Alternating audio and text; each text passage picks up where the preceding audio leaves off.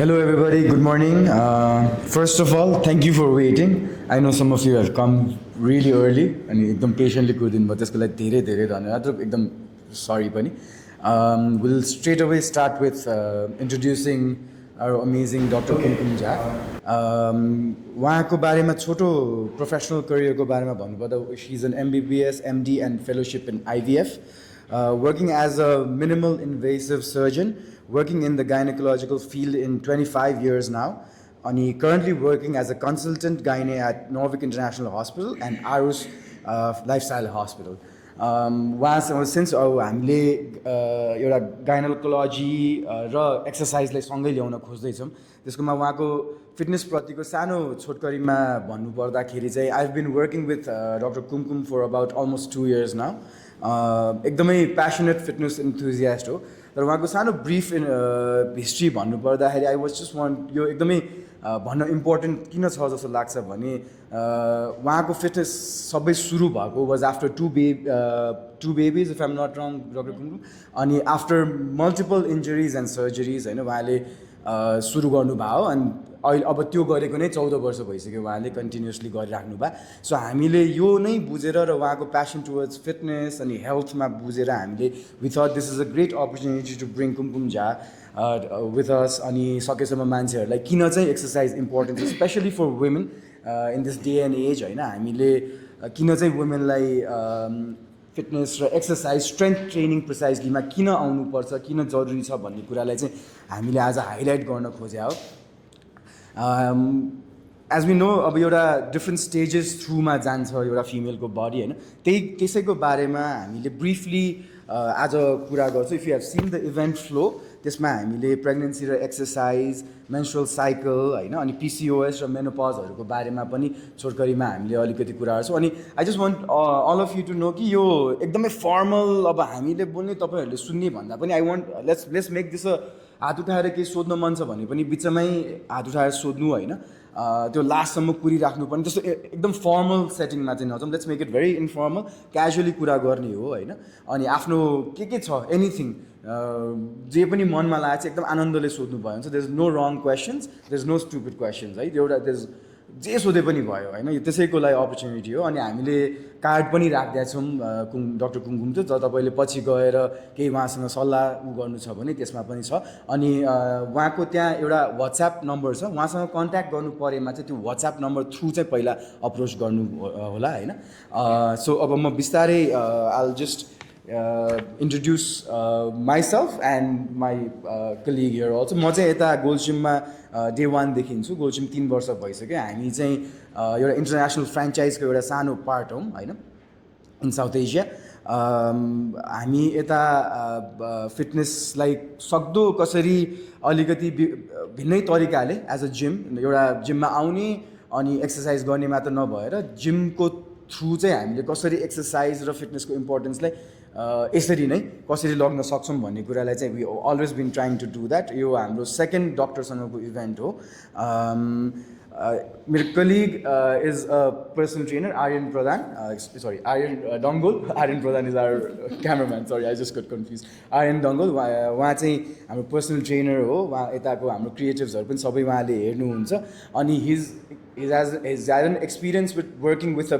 prenatal women अनि post प्रेग्नेन्सीसँग पनि experienced हुनुहुन्छ उहाँले काम गरेर ट्रेन गरेर एकदम पोजिटिभ रिभ्युजहरू आएर त्यसले पनि एउटा इन्करेजमेन्ट दिएको हो कि यसको विषयमा अझै पनि बोलौँ हामीसँगै भएको अपर्च्युनिटीलाई अझै पनि गरौँ भनेर अब यहाँबाट आर्यन विल स्ट्रेट अवे हामी क्वेसन्सहरूतिर लाग्छौँ अनि लाइक आई सेड केही छ भने होइन सोध्न मन छ भने हात उठाएर त्यही विषयमा त्यति बेला नै सोधिहाल्नु होला will pass you the mic अनि त्यो माइक लिएर केही क्वेसन छ भने डक्टर कुमकुमलाई अथवा ट्रेनर्सहरू जसलाई पनि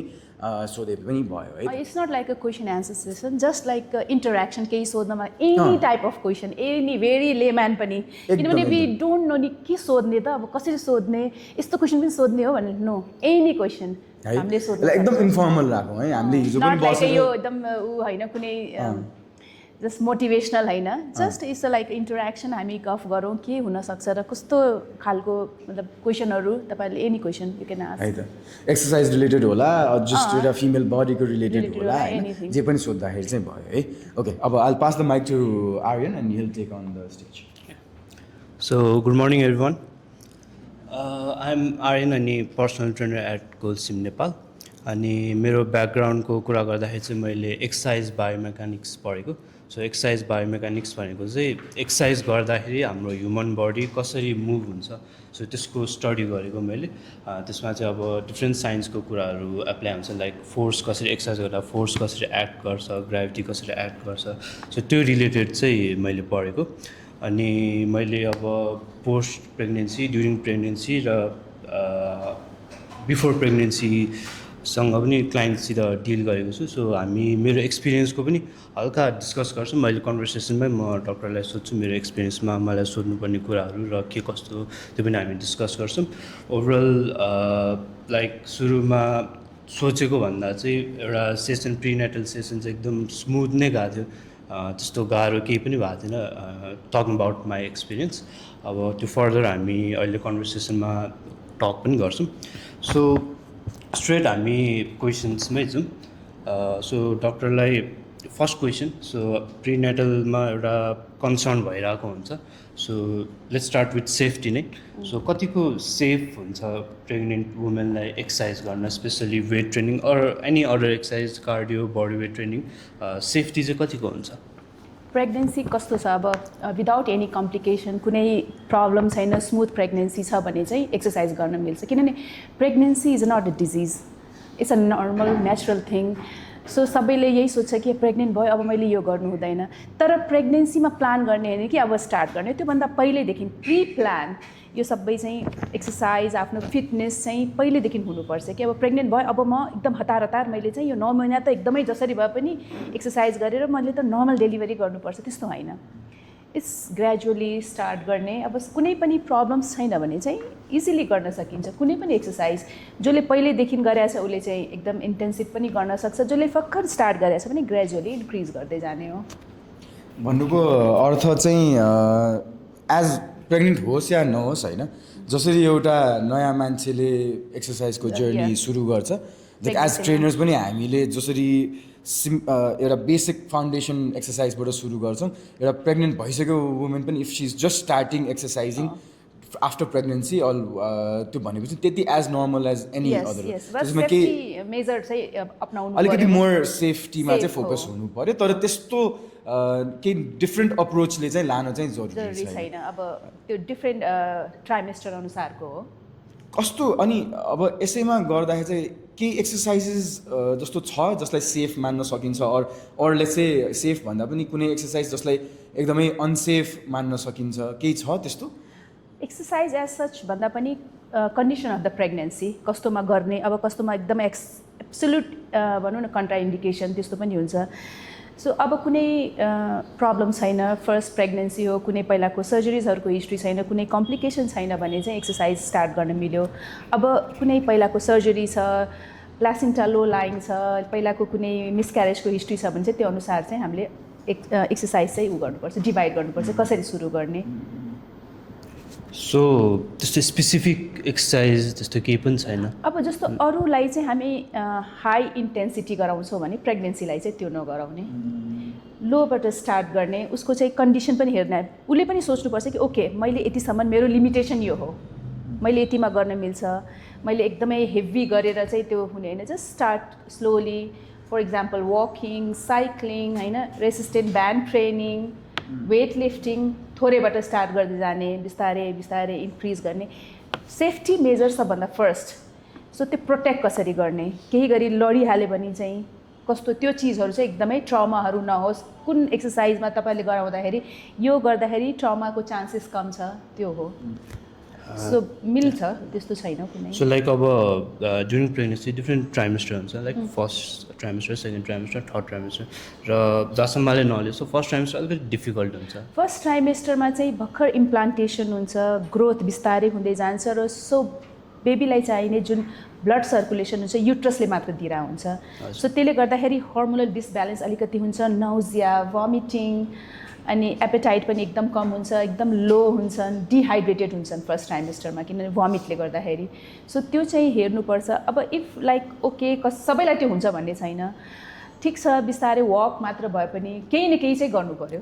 यत्तिकै बसेर चाहिँ भएन यो कुनै पनि त्यो छैन कि बसेर एकदम निको हुन्छ भन्ने चाहिँ छैन। सो फर्स्ट ट्राइमेस्टरमा बिस्तारै स्टार्ट या गर्ने वकिङबाट स्टार्ट गर्ने फर्स्ट ट्राइमेस्टर, किनभने अलिकति सेफ्टी मेजर त्यति बेला अप्नाउनुपर्छ। प्लासेन्टा राम्ररी फर्म भएको हुँदैन, सो सर्कुलेसन बेबीलाई राम्ररी पाइराखेको हुँदैन। Second trimester is the safest time. Second trimester is the yeah safest. After 13 weeks of pregnancy till 28 weeks of if केही कम्प्लिकेसन छैन भने चाहिँ त्यो सेफ टाइम हो। त्यसमा चाहिँ वेट ट्रेनिङदेखि लिएर ब्यान्डहरूबाट ट्रेनिङ गर्ने, साइक्लिङ, ट्रेडमिलहरू सबै गर्न मिल्छ। सो थर्ड ट्राइमेस्टरमा अझ डेलिभरीको लागि एप्रोच भइरहन्छ हो, त्यसमा चाहिँ अलिकति मोर स्ट्रेचिङ एक्सर्साइज, स्ट्रेचिङ, किनभने अब बडीलाई चाहिँ मसल्सलाई रिल्याक्स हुनु पऱ्यो। अब डेलिभरीको बेलामा, पुसिङको बेलामा त्यति चाहिँ इन्डोरेन्स हुनु पऱ्यो कि आफूले चाहिँ त्यो छिटो टायर्ड नहुने, किन डेलिभरीको टाइममा त स्ट्यामिना चाहियो नि त। त्यो चाहिँ कसरी आफूले त्यसलाई बढाउँदै जाने, मसल्स नै स्ट्रङ भएपछि त गर्न सक्ने हो नि त। सो थर्ड ट्राइमेस्टरमा चाहिँ पेट अलिक ठुलो हुँदै जान्छ, हेभी हुन्छ, लाई डाउन गर्न गाह्रो हुन्छ। सो त्यो अनुसार चाहिँ तपाईँहरूले हेर्नुपर्छ कि कस्तो एक्सर्साइज गर्दा उसलाई कम्फर्टेबल। अनि एज सेमेस्टर भनौँ न, अब एभ्री त्यो ट्राइमेस्टरको जुन एक्सर्साइज छ त्यसमा चाहिँ अब गर्दा गर्दै सर्टनेस अफ ब्रेथ भयो, होल्ड गर्ने, त्यसमा चाहिँ अझै अगाडि नबढ्ने, गफ गर्दै गर्ने। इफ कुरा गर्दा गर्दै सर्टनेस भयो जस्तो लाग्यो भने चाहिँ त्योभन्दा अगाडि नजाने, एकछिन रेस्ट, मोर रेस्ट देन अरूलाई त हामी 1 मिनटको रेस्ट दिन्छौँ भने उनीहरूलाई 3 minutes 4 minutes रेस्ट गरेर अर्को सेट गराउने। त्यो चाहिँ एउटा रेस्ट पिरियड लामो, हाइड्रेसन चाहिन्छ, राम्रो हाइड्रेसन त्यो चाहिँ चाहिन्छ। र कसैले फर्स्टमा एक्सर्साइज स्टार्ट गरेको छ भने म एकैचोटि आएर अब जिममा गयो हेऱ्यो ओके म गर्छु भन्दा पनि एउटा पर्सनली ट्रेन मान्छे र ट्रेनिङ लिँदाखेरि राम्रो, किनभने सेफ्टी थाहा हुन्छ, लिमिटेसन थाहा हुन्छ र उनीहरूले चाहिँ यतिसम्म गर्ने र कोही गाइडेन्स, सबभन्दा ठुलो गाइड गर्नेलाई यो गर्दा ठिक छ र सपोर्ट हुन्छ। सो मलाई लाग्छ कि स्टार्ट गर्दाखेरि चाहिँ अलिकति पर्सनल ट्रेनिङ लिएर हाम्रो बेटर हुन्छ। तपाईँले मलाई एकचोटि इन्भाइरोमेन्टको पनि हामीले एकचोटि कुरा गरेका थियौँ कि एउटा प्रेग्नेन्ट वुमेनलाई एउटा जिमको इन्भाइरोमेन्ट पनि एकदम इम्पोर्टेन्ट छ होइन, जस्तो एउटा पोजिटिभ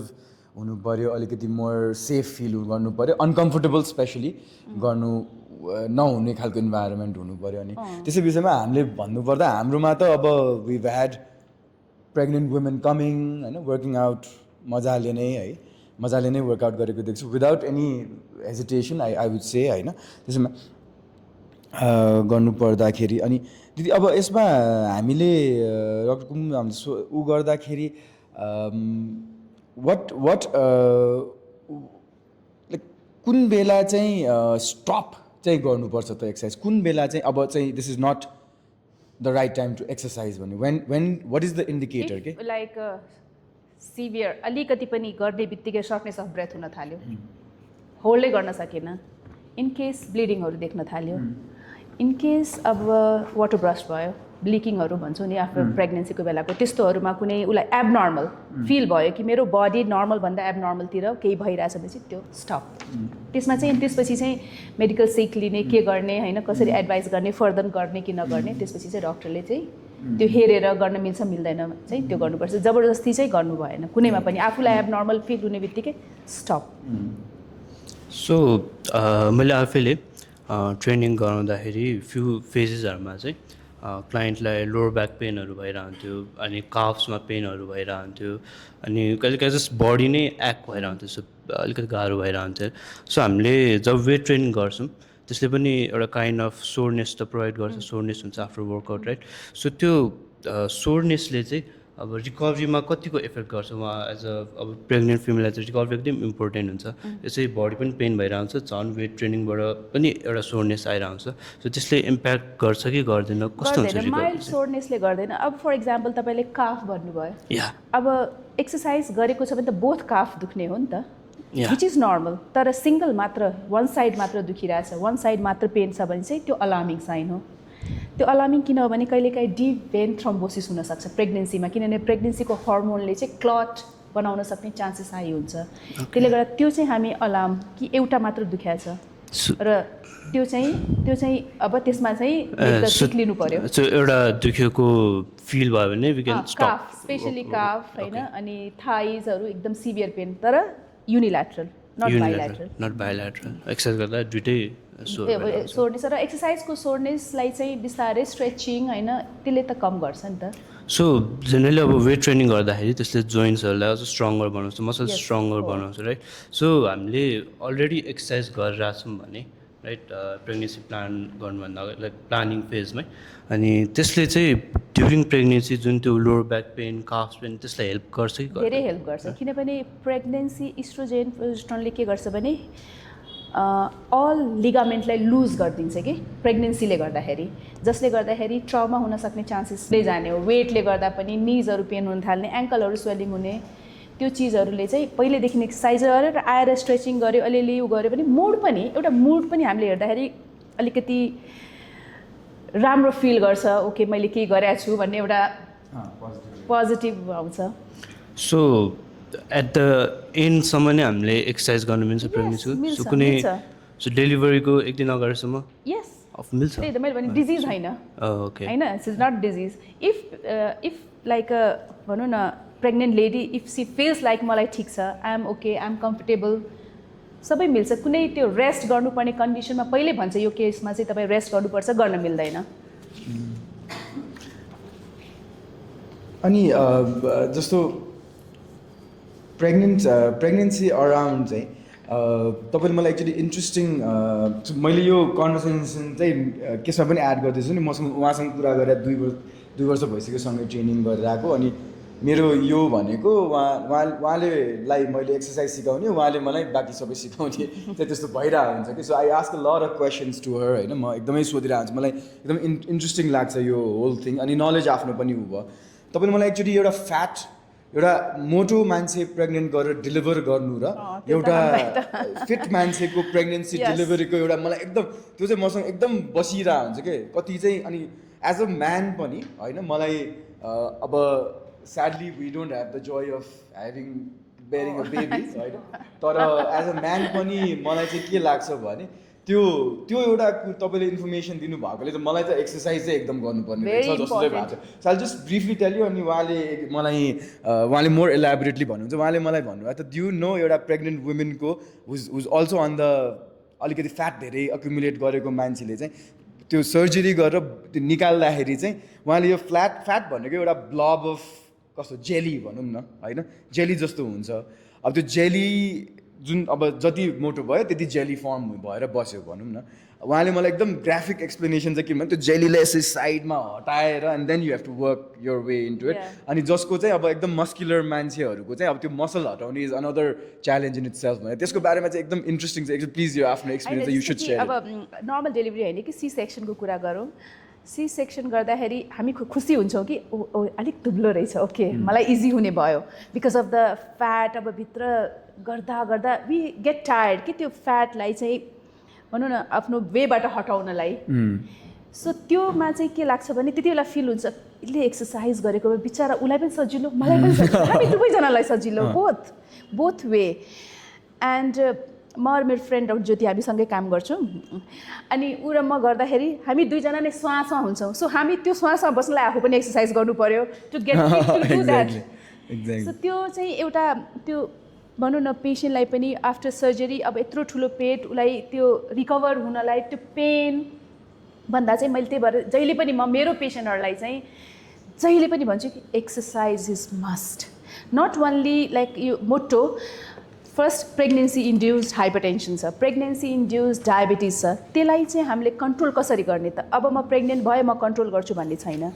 त्यसको लागि चाहिँ starting from the starting you have to be like डायटदेखि लिएर एक्सर्साइज सबै कन्ट्रोल राम्ररी गऱ्यो भने त हाम्रो जेस्टेसनल डायबिटिज युजली 28 विक्स पछि हुन्छ late second trimester early third trimester so त्यो टाइममा चाहिँ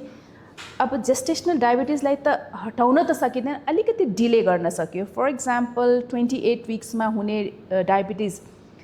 36मा गयो भने त डेलिभरीको लागि त धेरै टाइम बाँकी भएन 3 विक्स कम्प्लिकेसन लेस र इन्सुलिन लिनुपर्छ किनभने इन्सुलिन सेफ छ प्रेग्नेन्सीमा ओरल ड्रग एकदम कम नै छ आजकल चाहिँ 1-2वटा ड्रग छ जुन चाहिँ दिन मिल्छ तर इन्सुलिन इज सेफेस्ट अब त्यो पेसेन्टलाई एभ्री डे इन्सुलिन लिनु अर्को पेन प्रेग्नेन्सी यत्तिकै छ त्यसमाथि डायबिटिज हो त्यो सबै चिजलाई चाहिँ हामीले अभोइड गर्नलाई अलिकति डिले गर्नलाई अर नहुनलाई चाहिँ पहिल्यैदेखि आफू प्रिपेयर हुनु पर्यो त्यो अवेरनेस हुनु पर्यो अब यही अलङ द सेम लाइन होइन बिफोर म यसपछि न्युट्रिसनको बारेमा पनि हजुरलाई सोच्छु तर लास्ट यो यसै विषयमा कुरा गर्दाखेरि चाहिँ अहिले जुन आइएम अज्युमिङ होइन अहिले अलि मोर कम्प्लिकेसन्सहरू देखा परिन्छ in terms of as women pregnant लेडीलाई पनि अनि बच्चा जन्मेपछि बच्चालाई पनि like more back in the day भन्दा पनि अहिले मोर कम्प्लिकेसन्सहरू देखिन्छ यसको बारेमा चाहिँ यो किन पहिला चाहिँ लिमिटेड थियो यो कम्प्लिकेसन अर लेसर थियो अनि अहिले किन मोर भएको छ त्यसको बारेमा पनि एकचोटि हजुरले भनिदिनु भने किन चाहिँ अहिले मोर केसेसहरू मोर चान्सेस अफ कम्प्लिकेसन्सहरू आउनुको चाहिँ एकचोटि हजुरले अहिले सबभन्दा main reason number 1 late marriage late conception so सबैले अब 30मा म्यारेज गर्यो 35मा फर्स्ट प्रेग्नेन्सी प्लान गर्यो अर 37मा अलरेडी त्यो 35 पछि त यत्तिकै पनि ह्युमन बडीमा अलिकति चेन्जेसहरू आउन थाल्छ हर्मोनल चेन्जेसहरू आउँछ सो चान्सेस अफ त्यो टाइममा चाहिँ डायबिटिज हाइपरटेन्सन हाई हुने भयो र अर्को रिजन चाहिँ पहिलाको लाइफस्टाइल र अहिलेकोमा धेरै डिफ्रेन्ट छ सबै पहिला चाहिँ मान्छेले आफै सबै काम गर्थ्यो एक्टिभ हुन्थ्यो जस्तो लाग्छ अहिलेको जेनेरेसन त्यस्तो छैन मोर सेडेटरी हाम्रो लाइफस्टाइल छ हाम्रो फुडहरू त्यस्तै छ एक्ज्याक्टली अब जो बाहिर काम गर्छ आई डोन्ट थिङ्क कि सबैले आफ्नो टिफिन क्यारी गरेरै लग्छ एकदम कमै छ त्यो चाहिँ बाहिर जे हुन्छ त्यही खाने हो सो कतिको हेल्दी खाइरहेछ अनि त्यसले गर्दाखेरि बिकज अफ द्याट अहिले चाहिँ भनौँ न चान्सेस अफ हाइपरटेन्सन मानौँ तपाईँलाई अब जस्ट एउटा नम्बरमा कुरा गर्दा तपाईँले से अब 10जनालाई भेट्नुहुन्छ भने कम्प्लिकेसन कतिजनामा देखिन्छ र अहिलेको डे एन्ड एजमा and because of delay or nutrition अथवा एक्सर्साइज नभएकोले अहिले त 80% होइन सब 10जनामा 8जनालाई हुन्छ भने जस्तो हुन्छ केही न केही चाहिँ अनि अल्सो अब हजुरले भने जस्तो पहिला अब हाम्रै पेरेन्ट्सहरूको टाइममा मोर एक्टिभ लाइफस्टाइल थियो सोसियल मिडिया अहिले ब्यान छ पहिला थिँदै थिएन होइन सो त्यो हिसाबले कुरा गर्दाखेरि because we were more active humans were more active generally household things or anything in that matter होइन एक्टिभै भएको हुनाले गर्दा पहिला कहाँ अब भनौँ न ट्रान्सपोर्टेसन अहिले जस्तो थिएन नि त अब ट्रान्सपोर्ट लिनलाई पनि हामी यही भैँसीपाटीकै कुरा गरौँ न पहिला त भनौँ न अहिले त भित्रसम्म पनि हामी पाउँछौँ कुनै न कुनै पठाउ यताउति सबै ढोकामै आइपुग्छ नि पहिला त्यो थिएन नि वी हेभ टु वक एउटा भनौँ न म केही गरी उता अनि मगर गाउँमा बसिरहेको छु भने मलाई गाडी चाहियो भने आफ्नो भेहिकल छैन भने त यहाँसम्म हिँड्नै पर्छ नि त्यो वक पनि त एउटा म्याटर गर्थ्यो नि त अहिले त त्यो छैन मेरो ढोकामै आइपुग्छ एकदम relax I don't have to walk कस्तो इजी भइसक्यो नि त लाइफ बट हाम्रो लागि त्यो राम्रो होइन नि त एक्टिभिटी भएन डक्टर गुम्बा अब न्युट्रिसनको पर्सपेक्टिभबाट यसलाई अलिकति हेरौँ होइन जस्तो एज ट्रेनर्स होइन एज हामीले जति पढाएको छौँ हामीलाई जति जानकारी छ एउटा हेल्दी बडीलाई एउटा फिट बडीलाई मेन्टेन गरिराख्नलाई म्याक्रोन्युट्रियन्ट्सको मात्र कुरा गर्दा good balance of protein fat र कार्ब्स हुनु पऱ्यो होइन एउटा त्यसको वेल ब्यालेन्स पनि जसमा हामीले एउटा मसल गेन गर्नलाई चाहिँ हामीले चाहिँ के भन्छौँ भने अलिक मोर प्रोटिन हेभी डायट खानु प्रोटिन हेभी डायटले अलिक प्रोटिनको कन्जम्सनै बढी भयो भने body will burn energy to digest protein which eventually will burn fat भनेर बुझ्छौँ होइन त्यो चाहिँ अब एउटा मैले यो नर्मल जेनरल पर्सपेक्टिभबाट भनेको नट टुवर्ड्स एउटा प्रेग्नेन्सी छैनको हिसाबले होइन तर त्यो एउटा प्रेग्नेन्ट वुमेनको लागि डायटरी रिस्ट्रिक्सन्स सिमिलर छ कि डिफ्रेन्ट छ होइन इन टर्म्स अफ म्याक्रोजलाई नै कुरा गरौँ न प्रोटिन नै बढी खानुपर्ने हो कि कार्ब्स बढी खानुपर्ने फ्याट हो कि त्यो ब्यालेन्स डाइटमा के चाहिँ डोमिनेन्ट हुन्छ के चाहिँ कसरी खानुपर्छ भन्ने हिसाबले कुरा गर्दा सेम हो जस्तो कि अब नन प्रेग्नेन्टमा 1800 क्यालोरी खाइरहेछ भने प्रेग्नेन्सीमा 2000 2200 त्योभन्दा अब डबल खाने होइन अब कसैले 1800 खाइरहेछ भने 3600 खाने होइन so it's not like that अनि त्यसमा एड गर्ने हो र कार्ब जस्ट एनर्जीको लागि त चाहियो नि सो कार्ब्सको पोर्सन कमै हुनु पऱ्यो प्रोटिन हाई हुनु पऱ्यो प्रोटिनले चाहिँ हाम्रो हिलिङलाई पनि हेल्प गर्छ अब सर्जिकल प्रोसिजरमा जानु पऱ्यो अरे सिजेरियन सेक्सन हामी जहिले पनि प्रोटिनलाई बढी गर्छौँ किनभने हिलिङ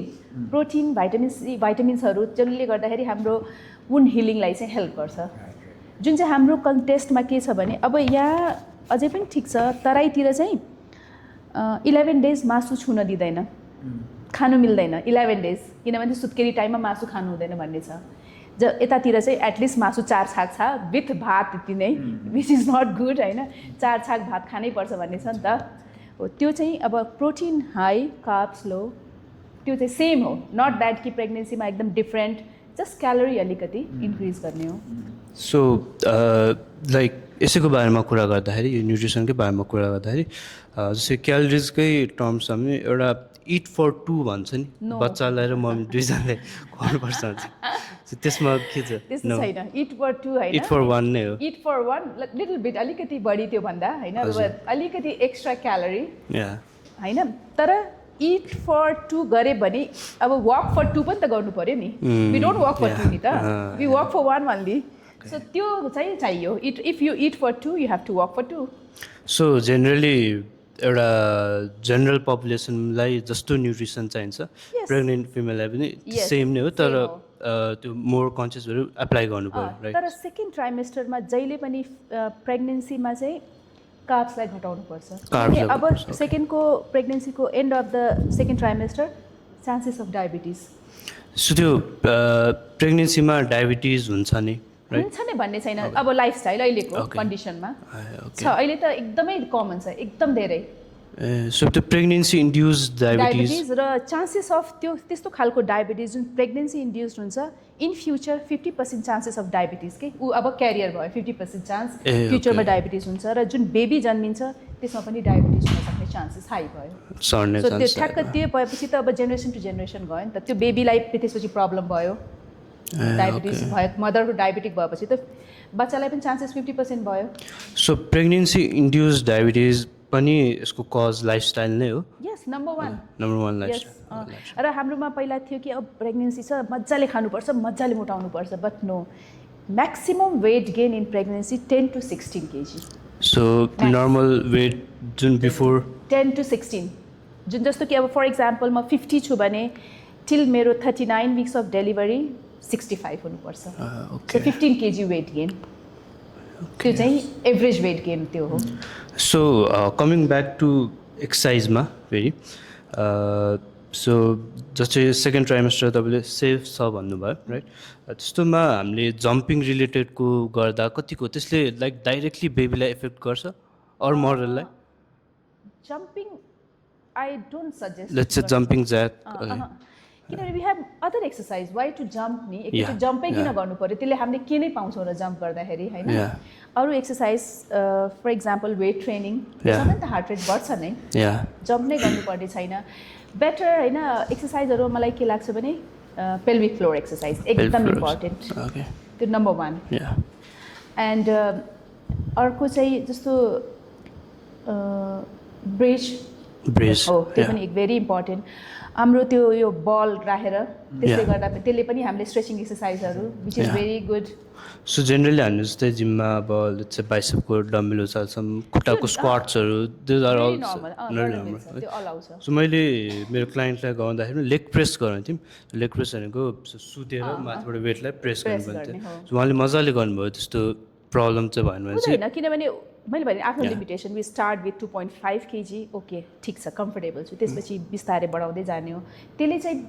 बेबीलाई इफेक्ट गर्ने होइन। ओके, बेबी सेफ नै हुन्छ, सेफ, ए ओके। अब त्यो सेफ्टी ऊ गर्नु पऱ्यो। हजुर, एक्सर्साइजकै कुरामा फेरि यसरी सुत्यो भने चाहिँ प्रेस हुन सक्छ हो, भन्छ नि त, फेरि यसरी नै एक्सर्साइज गर्यो भने लिफ्टिङ हामी धेरै बेर गर्दैनौँ नि त, जस्तो कि अब गर्दैन, खास भन्यो भने जब बेली ठुलो हुँदै जान्छ त्यसले चाहिँ भेनस जुन ड्रेनेज छ त्यसलाई चाहिँ ब्लक गर्न सक्छ कि त्यो प्रेसरले गर्दाखेरि। सो जस्तो 1 मिनट, अब हामी लेग प्रेस त 20-25 चोटि गर्दैनौँ, फर 5 टाइम ओके फाइन, त्यसपछि उठ्ने हो नि त, त्यो सुतिराख्ने होइन। त्यसपछि चाहिँ अरू बेलामा के हुन्छ भने 1 सेट गऱ्यो होस्, म एकछिनमा यहीँ रिल्याक्स गर्छु, सेकेन्ड सेट पनि त्यत्तिकै गरिहाल्छु, म उठ्दिनँ, त्यस्तोमा चाहिँ 1 सेट गऱ्यो, अलिकति वक गर्ने, रिलिज गर्ने त्यो प्रेसरलाई, फेरि सेकेन्ड सेट गर्ने, र not like a longer set 20 set त्यस्तो होइन, 5, 7, 10 म्याक्स, डिपेन्ड्स कतिको विक्स प्रेग्नेन्सी छ र कत्रो बेली भइसक्यो, त्यसले गर्दाखेरि चाहिँ त्यो मिल्छ। हाम्रो कस्तो पनि कन्सेप्ट छ भन्दाखेरि अलिकति एक्टिभ भयो भने त्यही अनुसारको न्युट्रिसनल डायटहरू खायो भने चाहिँ नर्मल डेलिभरी गर्न पनि हेल्प हुन्छ भनेर भन्छ नि, त्यो चाहिँ कतिको ट्रु हो कि मिथ हो कि के हो होइन, विच इज सजिलो लाइक प्रेग्नेन्ट वुमेनको साइडबाट हेर्दाखेरि सी सेक्सन सजिलो कि नर्मल डेलिभरी, त्यो पनि आफ्टर डेलिभरी पनि हिलिङको कुरामा चाहिँ के हुन्छ भनेर मलाई सब जस्तो कि हिलिङ भनौँ न, कोही पनि हेल्दी मान्छे छ भने उसको हिलिङ छिटो हुने भयो नि त, किनभने इम्युनिटी राम्रो भयो। इम्युनिटी राम्रो हुने बित्तिकै हिलिङलाई त्यसले भनौँ न सपोर्ट गर्ने भयो। र यो नर्मल डेलिभरी र सी सेक्सन, अफकोर्स एक्सर्साइजले अलिकति नर्मल डेलिभरी, अब कसैको पेल्भिस नै एकदम सानो छ, हामीले जेसुकै गरौँ नर्मल त्यो डिसेन्डै हुँदैन नि त फिटस हो, त्यसमा चाहिँ अब मैले एकदम एक्सर्साइज गरेको थिएँ, मेरो त नर्मल हुनु पर्थ्यो। इट्स नट लाइक एनाटोमी नै त्यस्तै छ बडीको भने त नहुन पनि सक्छ, बट एटलिस्ट सर्जरी भएपछि चाहिँ त्यो हिलिङ फास्ट भयो नि त। जसलाई 1 महिना लाग्छ राम्ररी एक्टिभ हुनुलाई, केही गरी एक्सर्साइज गरेको छ भने त्यो हिलिङ उसले हामी त युजली 10 आवर्समै हिँडाउँछौँ वक, किनभने त्यो हिँड्न सक्यो नि त, उसको मसल स्ट्रङ भयो भने त उसले हिँड्न सक्यो, उसले पहिलेदेखि एक्सर्साइज गरेको छ भने एक्टिभ हुन सक्यो। सो त्यसको लागि इम्पोर्टेन्ट हो, नट द्याट कि एकदम एक्सर्साइज गरेर म नर्मल नै हुन्छ भन्ने छैन। अफकोर्स यसले हेल्प गर्छ, अलिकति पेल्भिसलाई अलिकति रिल्याक्स गर्छ, अलिकति ट्रायल दिन हामी सक्छौँ, बट नर्मल एकदम नर्मल नै हुन्छ भन्ने चाहिँ छैन। इट्स अल अबाउट अब बडीको एनाटोमी पनि हो जसले चाहिँ नर्मल र C section, but recovery is very good, very fast होइन, सजिलो हुन्छ आफ्टर युजली चाहिँ आफ्टर सी सेक्सन 6 विक्स 6 विक्सबाट वकिङ स्टार्ट गर्ने। जस्तो अब weight lift after C section चाहिँ जसले पहिल्यैदेखि गरेछ त्यसले त 2 मन्थ्समै गर्न मिल्यो, जसले गरेको छैन भने आफ्टर 6 मन्थ्स चाहिँ।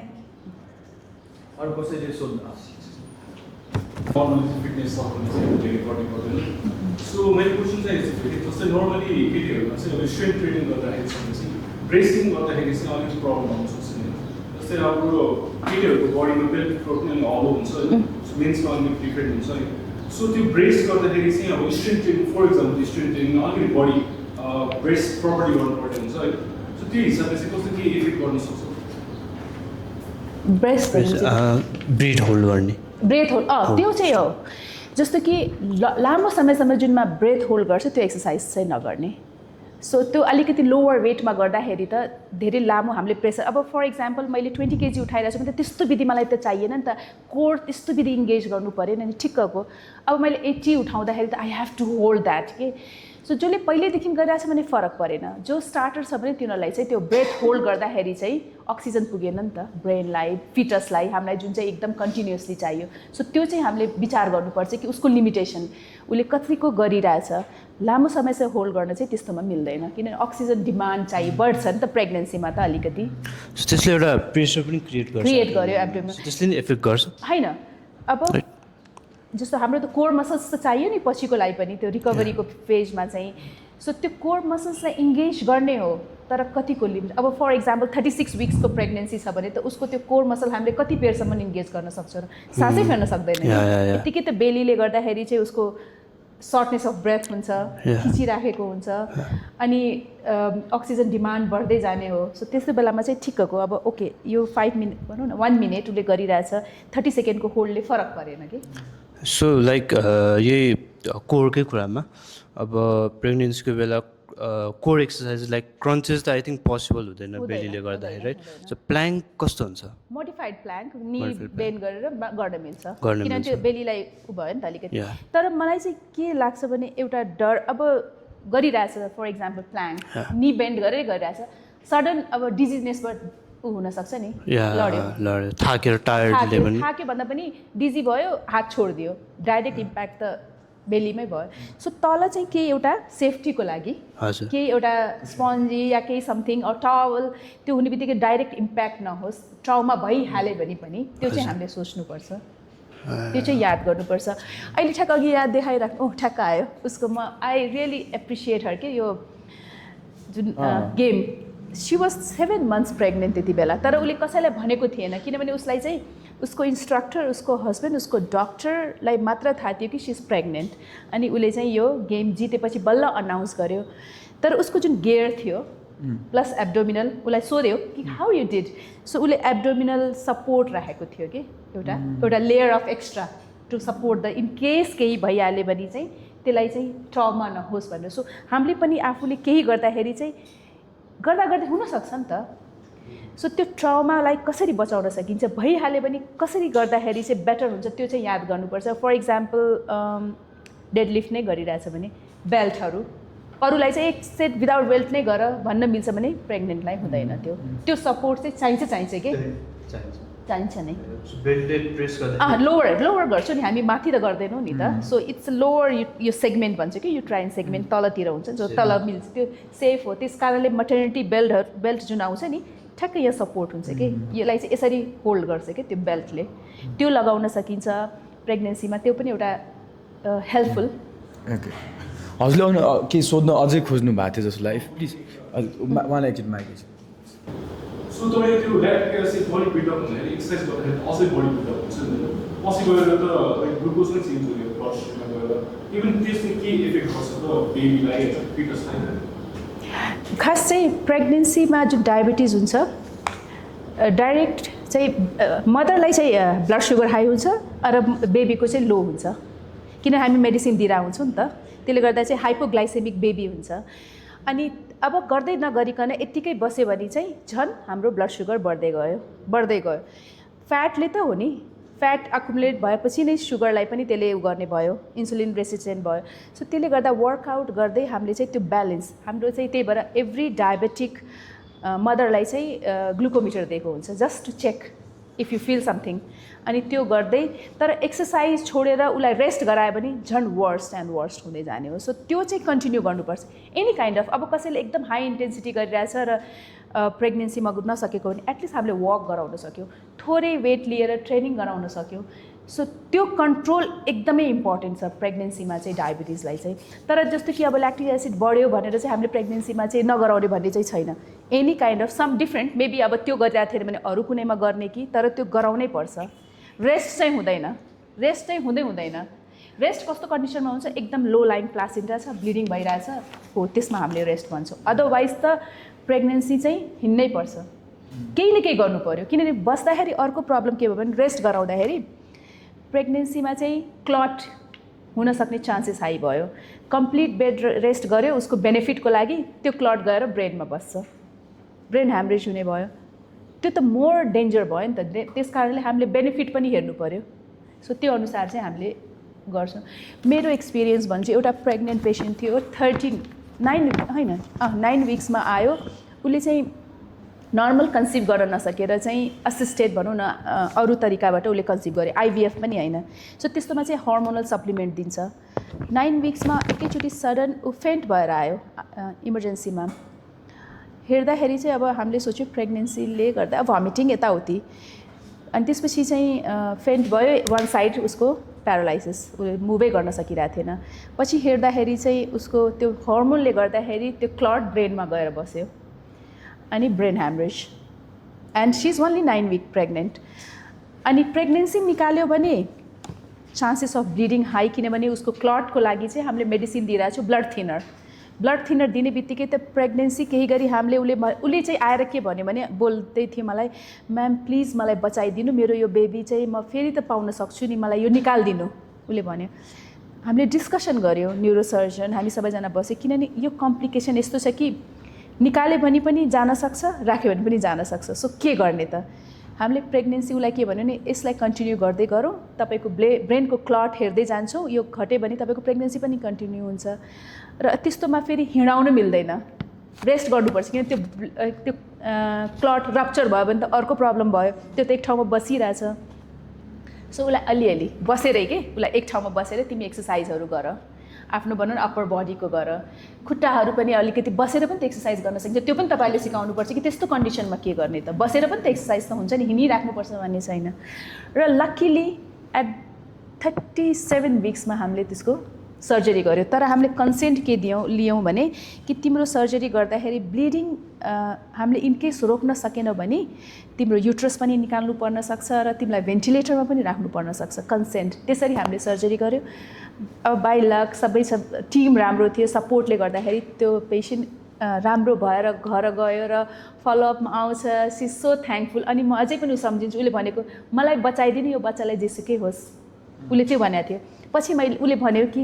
थ्याङ्क यू सो मच, तपाईँहरूले मलाई त्यति सपोर्ट गरिदिनु भयो कि मैले यसलाई 37 विकसम्म लगेँ। ऊ एभ्री टाइम आएर रुन्थ्यो मलाई बचाइदिनु, उसलाई त्यही मात्रै कि मलाई केही होला र मेरो अर्को बेबीलाई फेरि के गर्ने भनेर।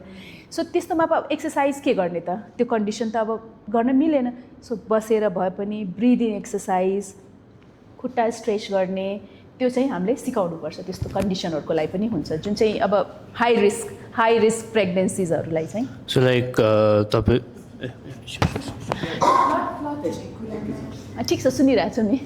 क्लट हुने कुरामा चाहिँ नि एक्सर्साइज गऱ्यो भने चाहिँ क्लट प्रिभेन्ट हुन्छ कि क्लट हुने चान्सेस बढ्छ कि के क्लट अलरेडी भइसकेछ भने चाहिँ छैन केही छैन नर्मल छ भने चाहिँ प्रिभेन्ट हुन्छ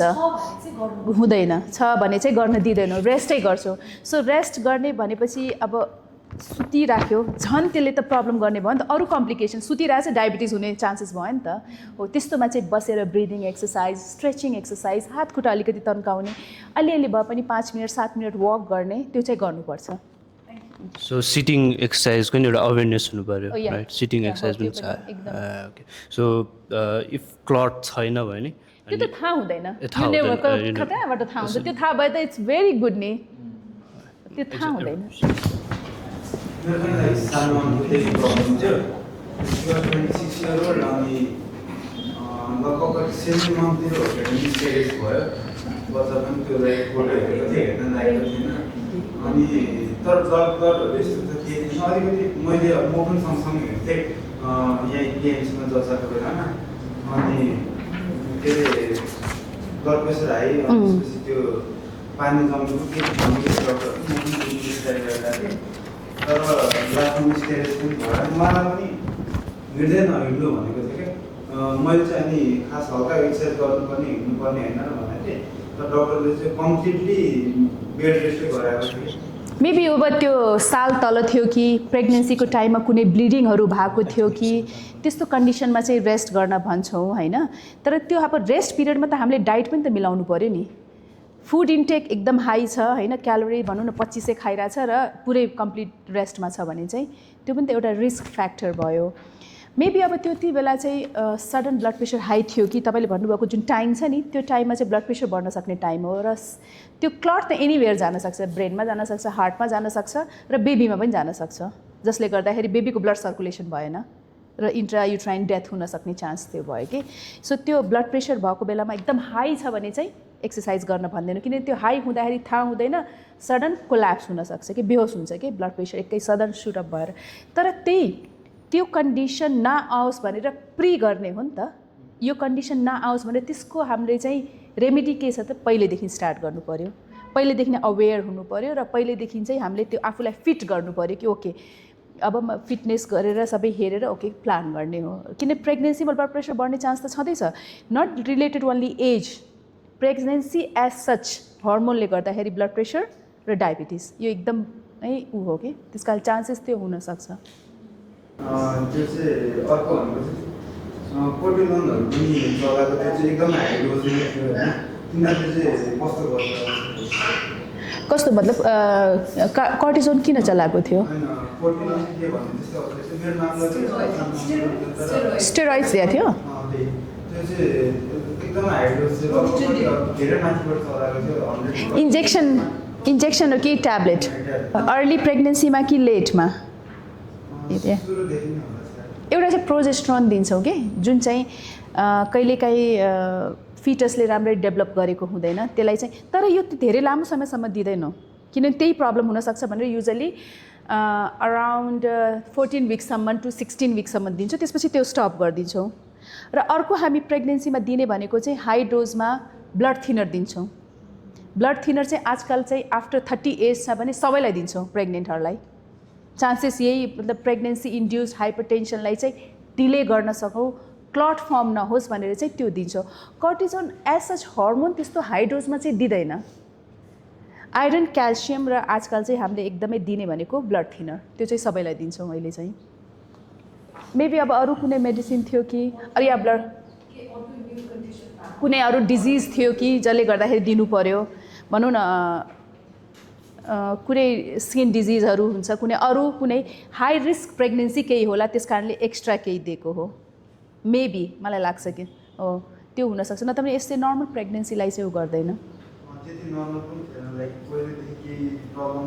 हो हो हो त्यही भएर स्टेरोइड्स दिएको हुनसक्छ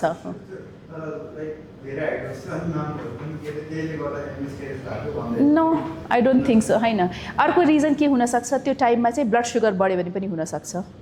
र कर्टिजोन दिएको छ भने त ब्लड सुगर बढ्न सक्ने चान्सेस हाई भयो नि त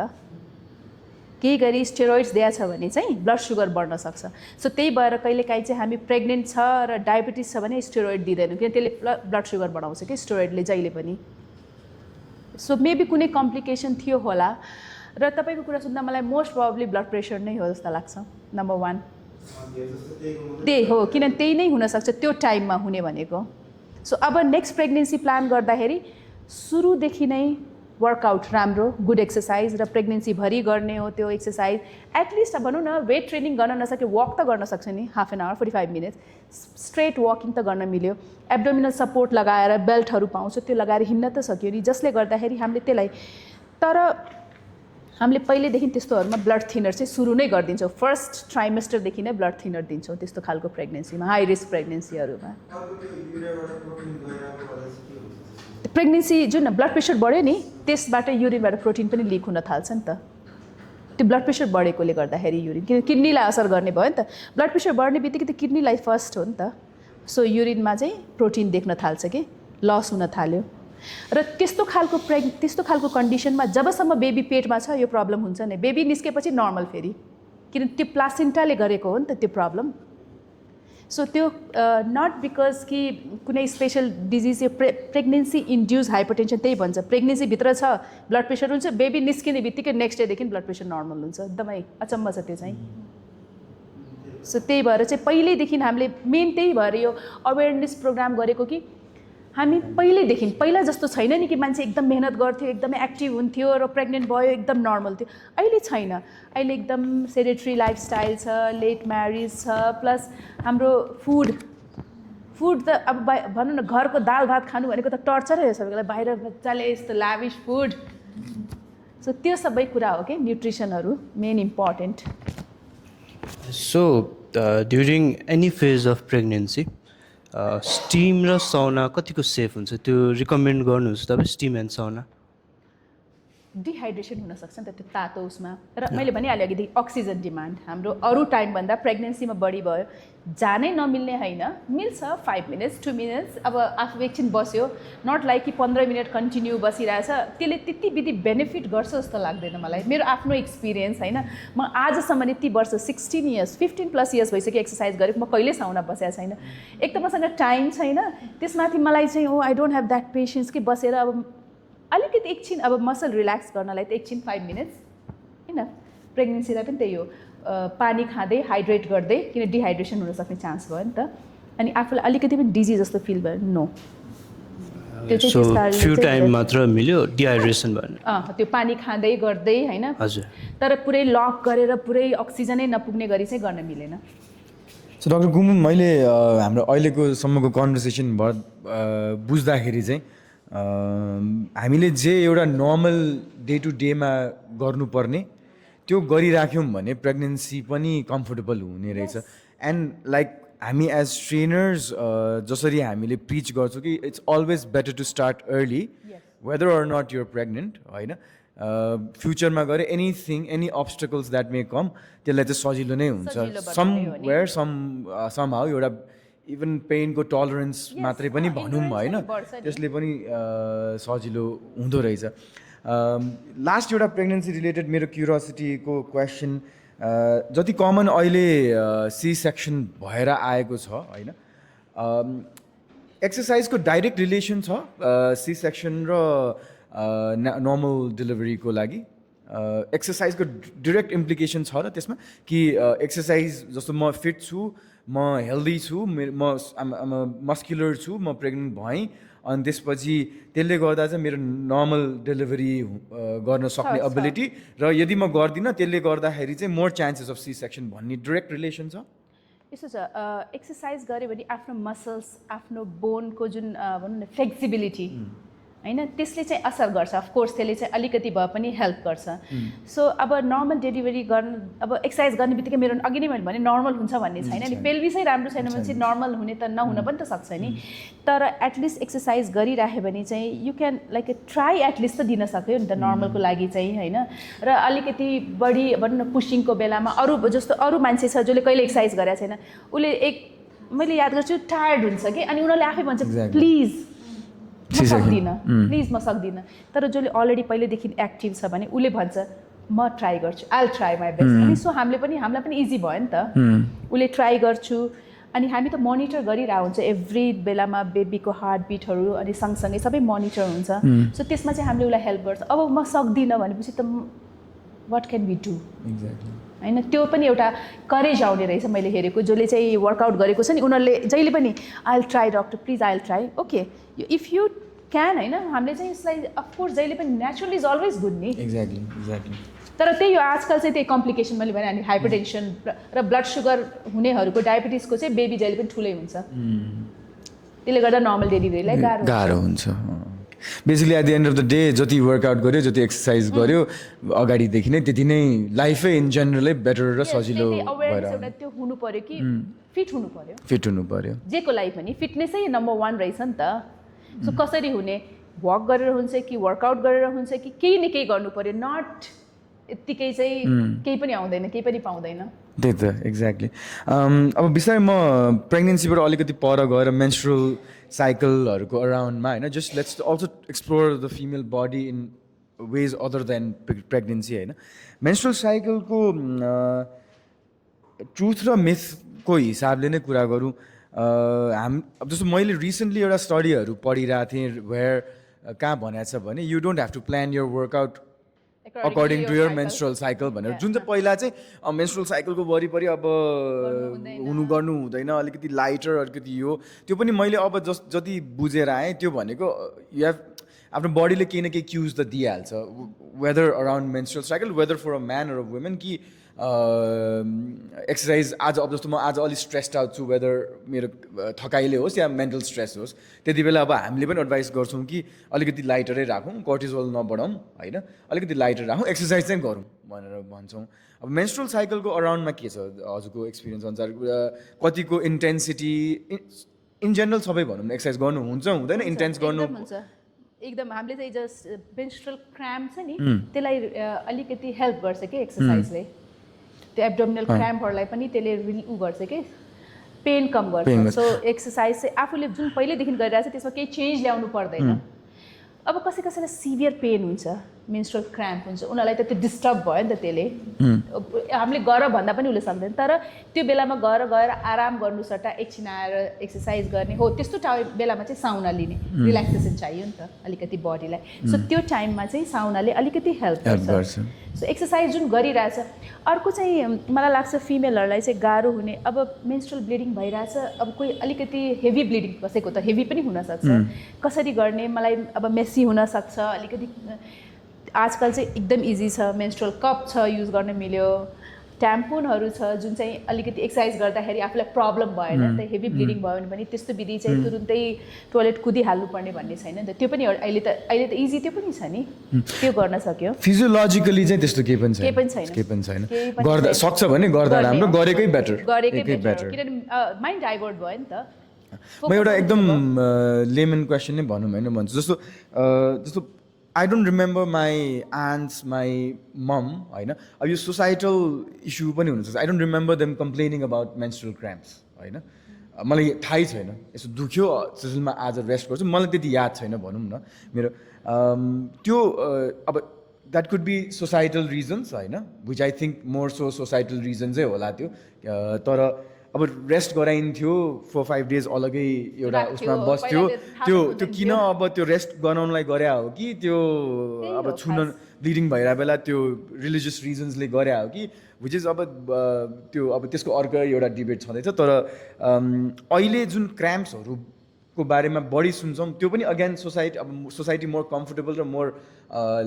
सुनिदिने खालको भएकोले हो कि त्यसमा पनि केही मेडिकल रिजन्स फिजियोलोजिकल रिजन्स छ कि अहिले यो जुन क्र्याम्प्सको सहनको कुरा धेरै कुरा हुनु र पहिला नहुनुको कारणमा चाहिँ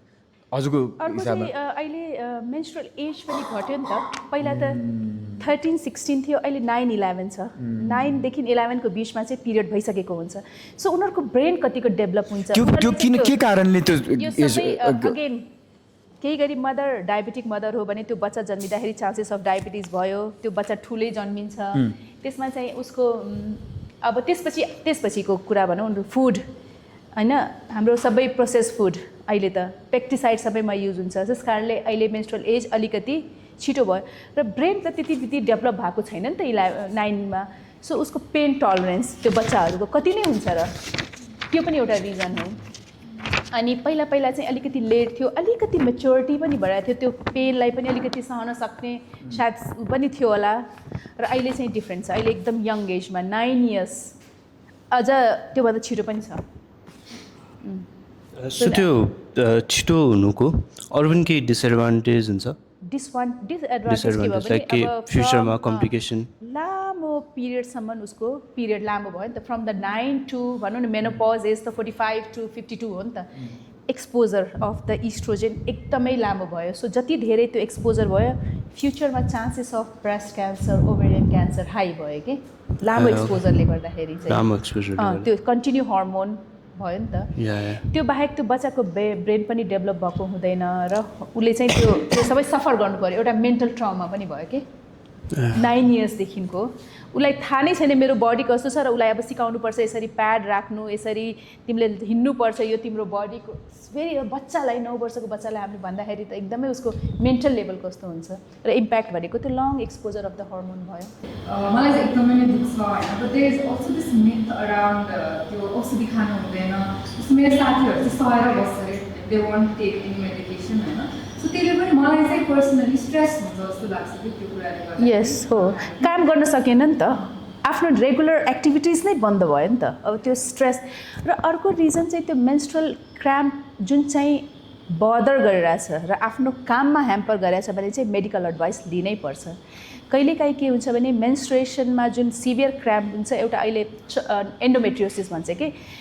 त्यो चाहिँ के हो भने चाहिँ एबनर्मल टिस्युज युट्रसभन्दा बाहिर पनि बस्न सक्ने जुन चाहिँ ठ्याक्क पिरियडको बेलामा एक्टिभेट हुन्छ र पेन हुन्छ कि सो त्यस्तोमा चाहिँ यो नर्मल हो दुख्छ सबैले भन्छ दुख्छ भनेर चाहिँ बस्ने होइन त्यसमा चाहिँ होइन त्यो मसल रिल्याक्सेन्ट खानु पऱ्यो अब एकदम दुखिरहेछ भनेर चाहिँ प्यारासिटामोल हुन त प्यारासिटामोलले पनि हेल्प गर्छ पर धेरै एकदम स्ट्रङ पेन किलर चाहिँदैन जस्तो हट कम्प्रेसनहरू गरेर अलिकति स्ट्रेच गरेर पनि कम हुन्छ त्यसले भएन भने चाहिँ हामीले मेफेनेमिक एसिड दिन्छौँ जसले चाहिँ मसललाई रिल्याक्स गरिदिन्छ युट्राइन मसललाई अनि पेन चाहिँ कम हुन्छ तर त्यो खाँदैमा चाहिँ फ्युचरमा गएर यो गर्ला तर strong painkiller for example अब कुनै सेडेटिभै केही लिन थाल्यो भने त्यसले त अब किडनीलाई असर गर्नुपर्ने भयो नि त लङ टर्म एकदम त्यो चाहिँ हुँदैन त्यो त हुँदैन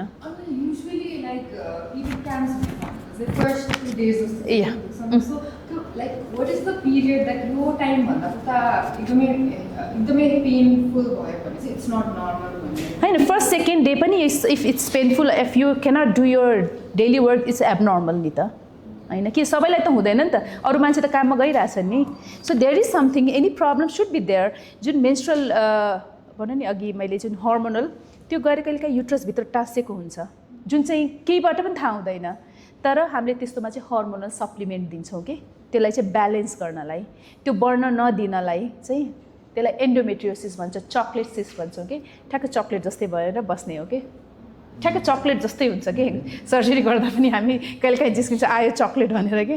एक्ज्याक्टली त्यो डार्क चक्लेट जस्तो ठ्याक्क चक्लेट सिस्ट सो मेडिकल सिक लिनु बेटर हुन्छ एटलिस्ट एउटा अल्ट्रासाउन्ड त गर्न सकिन्छ जस्तो लाग्छ जहाँ चाहिँ इजी छ छैन या खान मिल्यो लाइक हाम्रो रिसेन्टको भर्खरको कन्भर्सेसनमा राइट कन्क्लुड गर्न लाइक जस्ट सोध्न खोजेको त्यसैमा सो टु मच पेन भनेको पनि राम्रो होइन so so too much pain भनेको पनि मेडिकल काम गर्न सकेन नि त उसको आफ्नो रेगुलर उ नै गर्न सकेन कुनै रेगुलर कामै गर्न सकेन भनेपछि त त्यो त भएन त्यस कारणले त्यसको केही कज हुन्छ लाइक धेरै पेन हुने त्यसको नि केही cause? एन्डोमेट्रियोसिस त्यही मैले भन्दैछु नि जुन एबनर्मल एन्डोमेट्रियल टिस्यु भनौँ न युट्रसको जुन लाइनिङ हुन्छ नि अरू ठाउँमा पनि गएर फर्म हुनसक्छ त्यो हेरिडेटरी हुन्छ युजली फ्यामिलीमा छ भने चाहिँ हुनसक्ने चान्सेस भयो कि एबनर्मल टिस्युजहरू गरेर अरू ठाउँमा भएर बस्ने प्रेग्नेन्सीमा त्यो एक्टिभेट हुने अनि पेन हुने सो लाइक अब यसैमा कुनै त्यस्तो फुड सप्लिमेन्ट्स त्यसले पिरियड्स क्राम्प ब्लोटिङहरू फटिकहरू रिड्युस गर्ने पनि अरू क्याफिनहरू त्यस्तोमा के छ लाइक त्यस्तो कुनै छ फुड त्यस्तो खाएन फुड जस्तो कि अब यत्तिकै पनि त ब्लोटेड हुन्छ Yeah. सो त्यसमाथि ब्लोटिङ हुने फुडहरू अब भनौँ न मैदाहरू भयो चिल्लोहरू यताउति खायो भने यत्तिकै पनि ब्लोटेड हुन्छ अलरेडी उसको पिरियड क्राम्प भइरहेछ अर्को एउटा एड हुने भयो कि सो दुईवटा हुँदाखेरि चाहिँ उसलाई त झन् गाह्रो सो लाइट फुड अनि आफ्नो एकदम कम्फर्टेबल केमा छ त्यो ह्युमन बडीलाई थाहा भइहाल्छ अब त्यो दुखिरहेछ त्यसमाथि अर्को चाहिँ एड गर्नु भएन नर्मल खाना खाने त्यस्तो Just normal स्पेसल यो generally. खाएर चाहिँ निको हुने भन्ने चाहिँ छैन ए त्यस्तो चाहिँ छैन छैन सो क्याफिनले इफेक्ट गर्छ लाइक ड्युरिङ पिरियड्स अरू हाम्रो प्रेग्नेन्सीमा पनि सो दुइटैमा हामीले क्याफिन यदि इन्टेक गरेर अब क्याफिनको सबभन्दा फर्स्ट भनौँ न साइड इफेक्ट भनौँ प्याल्पिटेसन हार्ट बिट बढ्छ नि त क्याफिनले त निन्द्रा त्यो पनि त अलिकति घट्छ या होइन सो अब प्रेग्नेन्सीमा यत्तिकै पनि त हामीले फिटस र मदरलाई सोचिरहेको छौँ र उसको प्याल्पिटेसन हुने बित्तिकै डाइरेक्टली फिटसलाई असर गर्ने भयो नि त सो त्यसले गर्दाखेरि चाहिँ क्याफिन सकेसम्म अभोइड गर्न भन्छौँ रिजन त्यो हो राम्रो निन्द्रा पुगेन भने ब्लड प्रेसर बढ्न सक्ने चान्सेस भयो क्याफिनले त त्यो पनि एउटा गर्ने भयो नि त सो त्यो अरूलाई जसरी हुन्छ प्रेग्नेन्सीलाई पनि सेम हो अरूलाई चाहिँ अब प्याल्पिटेसन भयो भने फरक परेन प्रेग्नेन्सीलाई त अब फिटसलाई सोच्नुपर्ने हुन्छ जस्तै हामी नर्मली यो प्लान्ट बेस्ड प्रोटिन र विटमा त अलिक फरकै हुन्छ है सो मिट एक्सट्र्याक्सन अलिक फरकै हुन्छ तपाईँहरूले प्रेग्नेन्ट वुमेनलाई चाहिँ प्लान्ट बेस्ड प्रोटिन हुन्छ कि वे प्रोटिन कि नर्मल दुइटै दिन्छौँ डिपेन्ड्स अब वे प्रोटिनमा सुगरको कन्टेन्ट हेर्छौँ युजली चाहिँ हाई सुगर नै हुन्छ त्यसले गर्दाखेरि चाहिँ दुइटै दिन मिल्छ इट्स नट अबाउट लाइक कि यो र यो दिने भन्ने कुरा होइन मेन सुगरी हुनु भएन मेन कन्सर्न हाम्रो त्यो हो कि त्यसका प्रोटिन त हाई चाहिन्छ प्रेग्नेन्सीमा किनभने डायबिटिज अब उसमा कार्ब चाहिँ घटाउने हो तर प्रोटिन चाहिँ जसरी अरू बेलामा हामी हाई दिन्छौँ त्यसरी नै प्रोटिन चाहिँ हाई नै दिने हो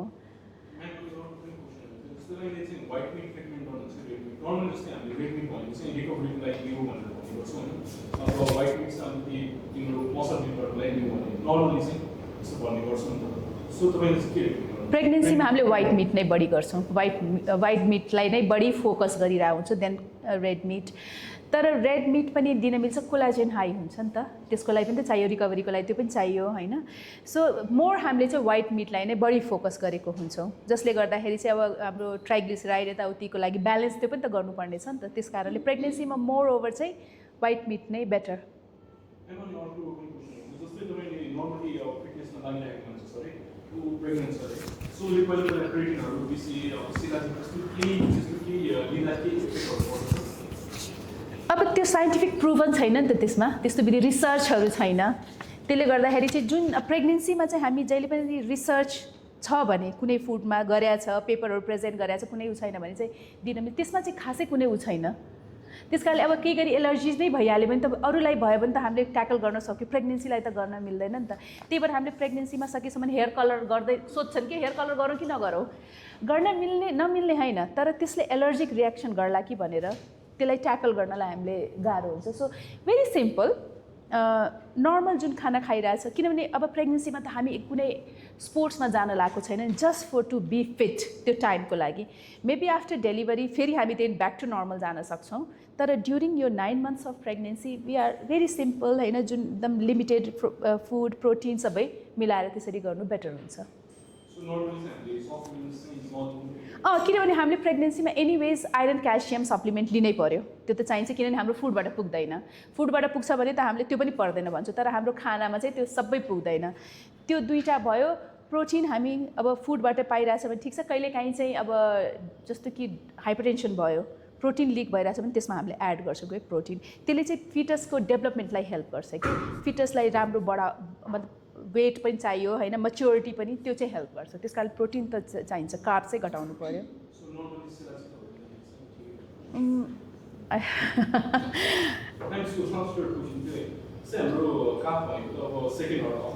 यस सो काफको नर्मली अब वुमेनहरुको चाहिँ प्रेग्नेन्सीमा चाहिँ बडी क्र्याम्प भयो भने त्यसको गर्ने भन्छ त्यो के हर्समा के रिस्क धेरै हुन्छ कि प्रेग्नेन्ट वुमेनमा डिहाइड्रेसन हो नम्बर 1 त्यसले गर्दा क्र्याम्प अनि पोटासियम लो हुन्छ त्यस कारणले क्र्याम्प प्रेग्नेन्सीमा एकदमै बढी हुन्छ सो त्यसले गर्दा हाइड्रेसन बढाउनु पर्यो र युजली अलिकति ओआरएस बिचमा कोकोनट वाटर हामीले कोकोनट वाटरलाई एकदमै फोकस गर्छौँ किनभने त्यो एकदम हाइड्रेसनको लागि त बेस्ट हो नि त्यो कोकोनट अब फर इक्जाम्पल हामीले जीवन जल भनौँ त्यसले पनि त हेल्प गर्छ तर त्यसमा सुगरले गर्दा डायबिटिजलाई असर गर्ला भनेर कोकोनट वाटर सो डिहाइड्रेसन नै हो नम्बर 1 जुनले चाहिँ यो मसल्स क्र्याम्प गराउने हो सो नर्मली चाहिँ अर्थरिक्स त्यस्तो के हुँदैन कस्तो होइन त्यही मैले अघि भने नि सिङ्गल काफ पेन र डबल दुइटै क्र्याम्प भइरहेछ भने चाहिँ युजली चाहिँ हार्टको जुन तपाईँले भन्नुभयो नि हुनसक्ने चान्स हुन्छ तर सिङ्गल लेग स्वेलिङ पेन छुँदा पनि एकदम सिभियर पेन छ भने त्यो क्लट हो त्यो चाहिँ एउटा अलार्म हो कि यो okay there is something wrong त्यो क्लटले चाहिँ हार्ट ब्रेन एनिवेयर सो प्रेग्नेन्सीमा चान्सेस एकदम हाई हुन्छ त्यो चाहिँ अब पहिल्यै आफूले ट्रेनिङ दिँदाखेरि या गर्दाखेरि भन्नुपर्छ कि इनकेस यस्तो केही छ भने चाहिँ भन्नु होइन अब एउटा दुइटै दुखिरहेछ भने त अब क्र्याम्प हुनसक्छ र टच गर्दा यसो युजली चाहिँ जुन क्लट हुन्छ हामीले यसो थिच्यो भने सिभियर पेन हुन्छ क्र्याम्पमा त हुँदैन नि त हो त्यो चाहिँ एउटा हामीले डिफ्रेन्सिएट गर्न सक्छौँ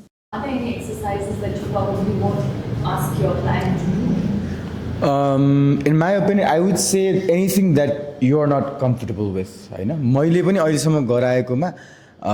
म इन्टेन्सिटी अलिकति कम गराइदिन्छु होइन से if you're doing 100 kg 80 kg deadlift during your regular days menstrual तपाईँको पिरियड बेलामा चाहिँ म अलिकति लोवर जानु द्याट वुड अल्सो त्यो पनि डिपेन्डिङ अन द पर्सन के कसैको क्र्याम्पको सहन सक्ने क्षमता बढी हुन्छ भने कसैको कम हुन्छ त्यसले मात्र तर मेरो चाहिँ डिस्कम्फर्ट र कम्फर्टको लेभलमा मात्रै जज हुन्छ मैले त्यसरी मैले पनि उहाँले भनेको छु I have not seen any plus एउटा रिसेन्ट यो कपाल अफ मन्थ्समै रिसर्च रहेको छ it's a big myth that you have to work your exercise around your bodily systems भनेर आएको छ कि रिसेन्टली मैले पढिरहेको थिएँ इट्स अ बिग एक्ज्याक्टली त्यो साइकल सिङ्किङ को एकदम मिथ हो भनेर आइरहेछ तर मैले त्यो पहिलादेखि नै मैले if you're not comfortable don't push yourself if you're comfortable गर्नुहोस् भनेर भन्छु कि म जम्पिङ कुराहरू त्यस्तो कुराहरू आयो अभोइड तर स्ट्रेन्थको उसमा चाहिँ म सक्दो पुसै गरेँ लाइक इन्भर्जन्स लाइक इन्भर्जन्सहरू चाहिँ म त्यति गराउँदिनँ again that will come down to how comfortable or discomfort you're तर इन्भर्जन्सहरू चाहिँ डेफिनेटली नट त्यति बेला जस्तो म I would sometimes avoid things like leg press होइन because of the heavy load that you might get जस्तो पोजिसन अफ होइन अगेन इफ युआर कम्फर्टेबल गराउने हो नभए चाहिँ नगराउने म त्यो जस्ट त्यति बेला चाहिँ आउनु नै मेरो लागि that's a big thing that you're doing at that moment होइन सो त्यति बेला अब तपाईँको बडीले कस्तो डिमान्ड गर्छ त्यसैकै हिसाबले मात्रै हामीले मैले चाहिँ एटलिस्ट एक्सर्साइज गराउनु चाहिँ त्यही नै हो म एउटा एड गर्छु ल ठ्याक्क सम्झेँ अहिले रिसेन्टली मैले त्यो सोसियल मिडियामा देखिरहेको थिएँ कि हाम्रो एकजना 13 weeks प्रेग्नेन्सी हाइरक्समा चाहिँ उसले पार्टिसिपेट गरेको के नाम फिटनेस नेहा भानु होइन 13 weeks भनेको त फर्स्ट ट्राइमेस्टर भयो नि त हामीले अहिलेदेखि कुरा गरिरहेको छौँ कि फर्स्ट ट्राइमेस्टरमा सकेसम्म नगर्ने बट उसको उसमा चाहिँ ऊ पहिल्यैदेखि फिटनेसमा हो नि त सुरुदेखि भनौँ न प्री कति अगाडिदेखि she is very fit so उसले त्यो गर्दाखेरि चाहिँ उसको चाहिँ सपोर्ट छ उसको ट्रेनर छ उसको डक्टर छ हरसेल्फ होइन उसले त सुरुदेखि गरे त्यस्तोहरूलाई फाइन होइन विथ अल सपोर्ट बट अब कोही चाहिँ भर्खर स्टार्ट गरेछ ओके उसले गरेछ भने त म पनि गर्छु भन्ने नो इट्स नट सबैको लिमिटेसन चाहिँ आफ्नो थाहा हुनुपर्छ कि उसलाई त सबैले सपोर्ट गर्यो नि त त्यस कारणले अब चाहिँ यत्रो सोसियल मिडियामा आइरहेछ नि त ओके ओ माई गुडनेस 13 weeksमा उसले प्रेग्नेन्सीमा यस्तो गर्यो तर म चाहिँ त्यसलाई इन्करेज गर्दिनँ कि पहिल्यैदेखि त्यस्तो हुनु पऱ्यो ऊ जस्तै हामी ऊ जस्तो त सबैजना आई डोन्ट थिङ्क कि त्यसरी विधि छ जो त्यस्तोमा छ त्यसले चाहिँ मिल्यो गर्नलाई तर जो छैन उसले त्यसरी जम्प चाहिँ गर्नु हुँदैन एनिथिङ केही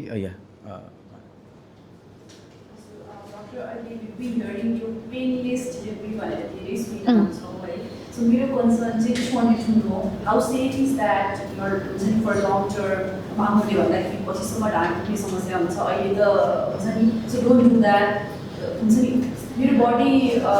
नर्मल डेलिभरीलाई रेडी छ तर त्यो लेभलको पेन चाहिँ I might not be able to हुन्छ नि सी सेक्सन पनि जानुपर्ने जरुरी छैन होला सो त्यतिखेर चाहिँ डक्टरले suggest like you go for painless delivery मेरो बहिनीले त्यही गरेको थियो तर मैले चाहिँ नर्मल गरेको थिएँ सो सी वाज लाइक हुन्छ नि मलाई चाहिँ मैले पनि अभोइड गराएको थिएँ डोन्ट डु इट हुन्छ नि लास्ट आवरमा चाहिँ जस्ट हुन्छ नि यु क्यान डु इट हुन्छ नर्मलै गर भनेर लास्टमा she had to take that she is हुन्छ नि कम्फर्टेबल अहिले त्यस्तो केही कम्प्लेन छैन so how safe is that long टर्ममा भनेर चाहिँ इट्स भेरी सेफ किनभने it's like epidural painless delivery भनेको एपिडुरल इन्जेक्सन दिन्छन् जुन चाहिँ एपिडुरामा ठ्याक्कै एउटा क्याथेटर हालेर त्यहाँबाट मेडिसिन जाने हो सो त्यो क्याथेटर नर्मल डेलिभरी होस् अर पेनलेस भनौँ न एपिडुरल डेलिभरी दुइटैमा पछि गएर केही गरी ब्याक स्ट्रङ छैन भने पेन त यत्तिकै पनि हुनै छ त्यो त एकदमै उ भयो कि अब जसको विक पहिल्यैदेखि ब्याक छ भनेपछि त्यसले गर्दाखेरि भएको होइन अलरेडी छ त्यसले चाहिँ अब ठ्याक्क आफ्टर डेलिभरी चाहिँ मसल झन् फ्याटिक भयो पेन बढ्ने हो तर पेनलेस डेलिभरी अब भेरी कमन अहिलेको किनभने पेन टलरेन्स अब डर प्रेग्नेन्सी भन्ने बित्तिकै डर अब कसरी डेलिभरी गर्ने ओ माई गड अर्को डर त्यो पेनै सम्झेर अरू त केही होइन नि त so painless delivery you can like a smooth delivery and after that recovery छिटो भयो नि त त्यस कारणले म चाहिँ I'm good with that if somebody chooses for the painless is fine if okay म एपिडुरल नलिकन विदाउट यसको म गर्छु भने फाइन दुइटै is the same thing it's depend upon the person कि उसले कतिको वाट सी वान्ट्स होइन उसको चाहिँ कतिको प्रिपेयर छ अब पहिलेदेखि प्रिपेयर भएर ओके म ट्राई गर्छु आइल डु फाइन इक्जाम्पल अब मदरदेखि नै लिउँ न होइन होइन how she was like active होइन त्यसले फरक पर्छ इफ केही पनि प्रब्लम थिएन डायबिटिजहरू भएन भनेपछि चाहिँ बेबीलाई पनि हामीले त्यही अनुसारको डायट दिनु पऱ्यो त्यही अनुसारको एक्सर्साइज होइन अब बिचरा 7 इयर्सको बच्चालाई हामी के एक्सर्साइज गर भन्ने हामीले गर्न सक्ने उसलाई कुनै गेम्समा डान्स हुन्छ होइन जुनमा उसलाई इन्ट्रेस्ट हुन्छ त्यसमा राख्ने त्यसले अलिकति मात्र गर्न सक्छ तर अहिले हाम्रो फुडै छ नि त प्रोसेस्ड फुड हामी जति जेसुकै भनौँ दुईवटा बच्चाले खाइरहेछ थर्डले माग्दाखेरि पनि ओके बिचरा भनेर हामी दिन्छौँ नै सो त्यो डायटले चाहिँ फरक पर्छ र अब हामीले आफ्नो बच्चाहरूलाई चाहिँ अहिलेदेखि नै अब भनौँ न प्रिपेयर गर्नुपर्छ this is going to happen यो र बडी चेन्जेस किनभने मेन्स्ट्रुएसन 9 इयर्स हो भने त बडीको चेन्जेस त 7 देखि स्टार्ट हुन्छ ब्रेस्ट बर्ड स्टार्ट हुन्छ अन्डर आर्म्समा उसको रौँ आउन इट्स टु अर्ली के टु ह्यान्डल द्याट कि सो बच्चाहरूलाई चाहिँ बुझाउँदै भन्नुपर्छ यो चेन्जेस आउँछ अब यस्तो हुन्छ भनेपछि ऊ मेन्टली एटलिस्ट प्रिपेयर हुन्छ हो अहिले त्यही छ 9 to 11 केही छैन त्यस्तो कि गरेर अलिकति डायट र एक्सर्साइजलाई चाहिँ अलिकति उ गर्न सक्छौँ तर अरू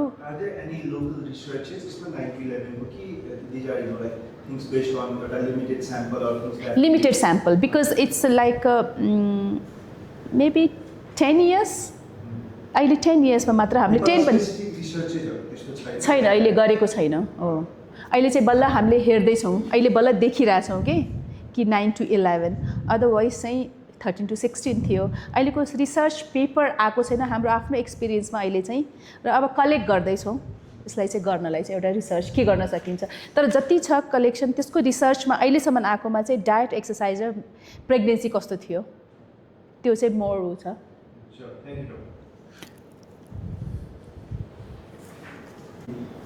प्रोटिनको कुरा गर्दाखेरि चाहिँ लाइक कुनै पनि कम्पिटिसन अहिले मैले भन्नु मेरो सामनामा त्यसमा चाहिँ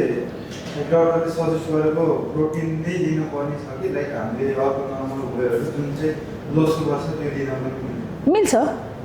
त्यस्तो उ छैन कि त्यो डक्टरले नै भनेको प्रोटिन चाहियो जुनमा चाहिँ होइन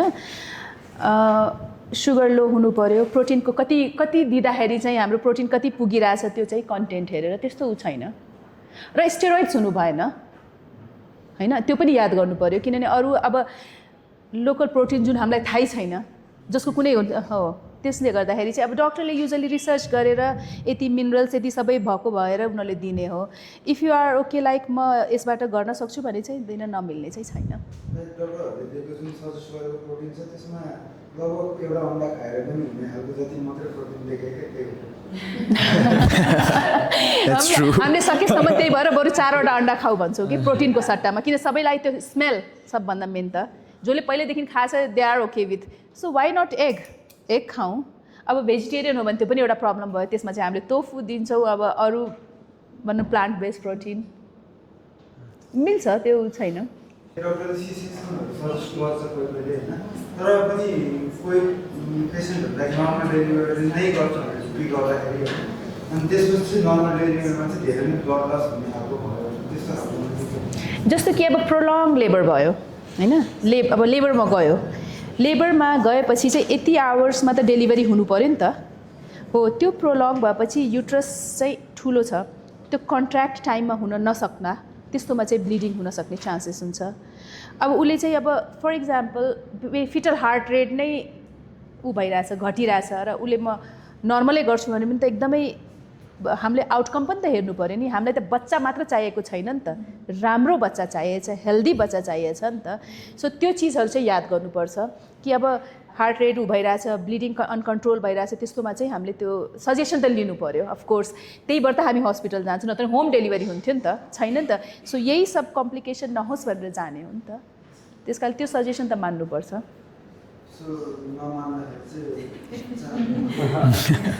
कम्प्लिकेसन्स होइन, कन्सिक्वेन्सेस, बेबी एनआइसियुमा लामो समयसम्म बस्न सक्ने, बेबीलाई अक्सिजन नपुग्न सक्ला, हामीले बच्चा त पायो बट त्यो बच्चा पनि त हेर्नु पर्ने नि, अक्सिजनै पुगेन भने पछि गएर त उसलाई त ब्रेन डेभलपमेन्टमा प्रब्लम भयो नि त, त्यसको लागि त डराउने हो नि त हामीले। बच्चा त भइहाल्यो नि, जस्तो बच्चा त निस्किन्छ नै, but we want that healthy baby हुन सक्ने चान्सेस भयो नि त। अब उसले पुस गर्यो, हेड आएर बसिरहेछ भनौँ न पेरिनियममा र निस्किन सकिरहेछ भने उसलाई चाहिँ जुन कम्प्रेस भयो त्यसले त उसले राम्ररी अक्सिजन सप्लाई पाएन नि त, उसको ब्रेनलाई त्यसले असर गर्यो नि त। बेबी त निस्क्यो, हेर्दाखेरि रोएछ, पछि डेभलपमेन्टमा त्यसलाई प्रब्लम भयो नि त, किनभने उसलाई त कति बेरसम्म अक्सिजन नपुगेको पनि त हुनसक्छ ब्रेनलाई, जुन हामीलाई थाहा हुँदैन, अनि डेभलपमेन्टको बेलामा चाहिँ हुन्छ। अब हामी मेनोपजको बारेमा कुरा गरौँ, हामी धेरै प्रेग्नेन्सीको बारेमा कुरा गरिसक्यौँ। मेनोपजको हो, अब मेनोपज रिलेटेड अब हजुर या स्योर प्लिज गो एउटा सुनिहाल। हजुर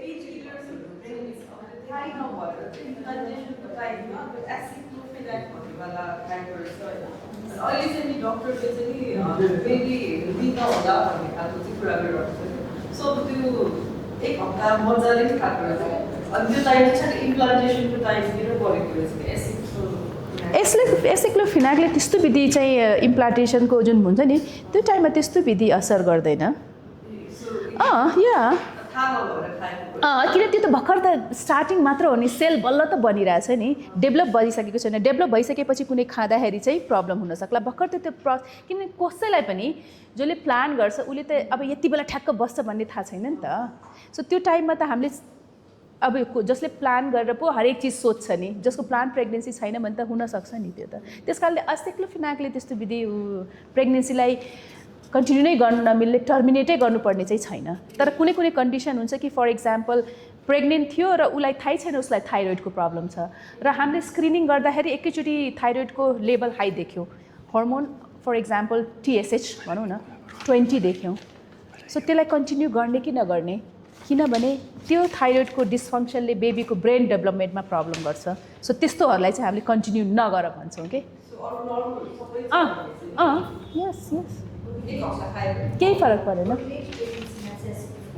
दिँदैन पछि गएर चाहिँ मिल्दैन, तर त्यो इम्प्लान्टेसनको बेलामा फरक पर्दैन। अब सुनमा मेनोपजको बारेमा अलिकति कुरा गरौँ होइन। मेनोपज जस्ट एउटा बेसिक उसको लागि चाहिँ मेनोपजको बारेमा are women aware about menopause, कस्तो हुन्छ के हुन्छ छैन, do you think they are aware? No. So त्यही भएर अहिले चाहिँ हामीले एउटा सोसाइटी मेनोपजस सोसाइटी भनेर एउटा डेभलप गरेका छौँ हामी गाइनेकोलोजिस्टले एउटा, अनि त्यसमा चाहिँ हामीले अवेरनेस प्रोग्रामहरू गर्छौँ जुनमा चाहिँ मेनोपज भनेको के हो, कुन एजमा हुन्छ, कस्तो कस्तो प्रब्लम्सहरू आउँछ। सो मेनोपज एज चाहिँ 45 देखि 52 हो र चेन्जेस रोलर कोस्टर त्यो टाइम त फिमेलको लाइफको एकदम डरलाग्दो। मैले बुझेअनुसार अलि अवेरनेस भन्दा पनि awareness about your own body के हुनसक्छ नै त्यो कम छ। And I think we've discussed about a situation where mood swing हुने,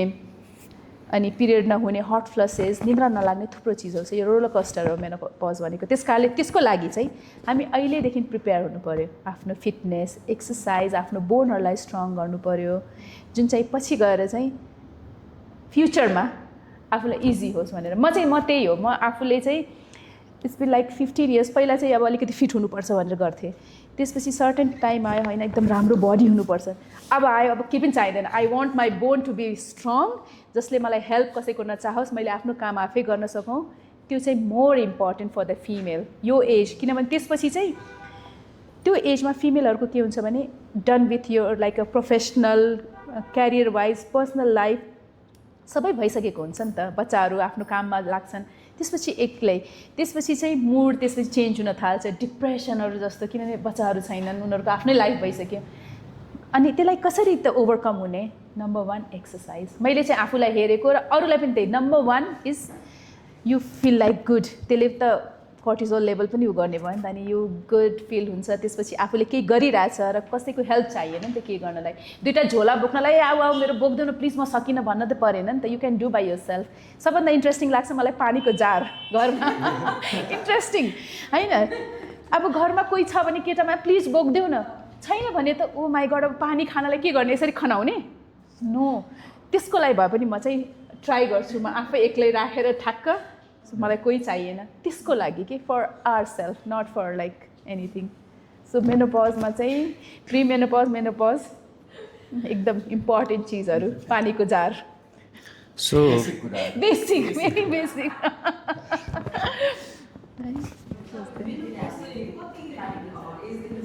45 to 52 perimenopause menopause post menopause so perimenopause irregular cycle अब पिरियड इरेगुलर हुन थाल्छ मुडहरू चेन्ज हुन थाल्छ इरिटेट 45 देखि किन हर्मोन घट्न थाल्यो इस्ट्रोजेन बडीको घट्न थाल्यो स्किनहरू चेन्जेस आउँछ अनि डिप्रेसन हुन थाल्छ किनभने त्यो ब्युटी हर्मोन भन्छ कि इस्ट्रोजेन भनेको घट्न थाल्यो नि त त्यसपछि रिङ्कलहरू देख्न थाल्छ त्यसपछि all is like a started with the depression oh my god म त यस्तो थिएँ कस्तो भएँ त्यसलाई त्यसबाट ओभरकम हुनलाई हाम्रो एक्सर्साइज डायट लाइफस्टाइल त्यो सबै हो कि सो त्यसपछि चाहिँ हामीले एकदमै फोकस तर अब 45मा आएर म अब गर्छु भन्ने होइन नि त त्यो त हामीले 30 देखि स्टार्ट गर्नु पऱ्यो टु बी फिट इन 45 त्यही हो फर इक्जाम्पल बिफोर 45 कुनै वुमेन्सको चाहिँ युटरसको अपरेसन भयो नम्बर अफ कम्प्लिकेसन आएर सिस्टर के हुन्छ अपरेसन गर्ने युटरस निकाल्यो उसलाई मेनोपजमा देखिने जुन सिम्टम्स जुन चेन्जेस जुन हर्मोनल आउँछ नि त्यो खालको चेन्जेस हुन्छ कि हुँदैन हुन्छ जस्तो दुई टाइप मेन्स्ट्रुएसन त भइरहेको छैन हो छैन नि त त्यो हुँदाखेरि त उसलाई हुँदैन भन्ने खालको कन्सेप्ट पनि हुन्छ जस्तो दुई type of menopause surgical menopause natural menopause दुई टाइपको हुन्छ नि त सर्जिकल मेनोपज के भने सडन निस्क्यो ब्रेनले थाहा नै पाइरहेको छैन वाट्स गोइङ अन किनभने उसको त हर्मोन अब ब्रेनबाटै आउने त हो नि अनि त्यसले ओभरीलाई दिने हो नि त ओभरी नै छैन माथिबाट आइरहेछ त्यो छँदै छैन जसले एक्टिभेट गर्ने हो सो सडन चेन्ज आउँछ कि एकैचोटि पुरै मुड चेन्ज हुने डिप्रेसन बडीहरू चेन्ज हुने अब नेचुरल मेनोपजमा बिस्तारै कम हुँदै जान्छ स्लोली स्लोली स्लोली सो ब्रेनले थाहा पाइसक्छ ओके अब मेरो काम कम हुँदैछ भनेर सो त्यो चेन्ज त्यसले गर्दाखेरि चाहिँ अब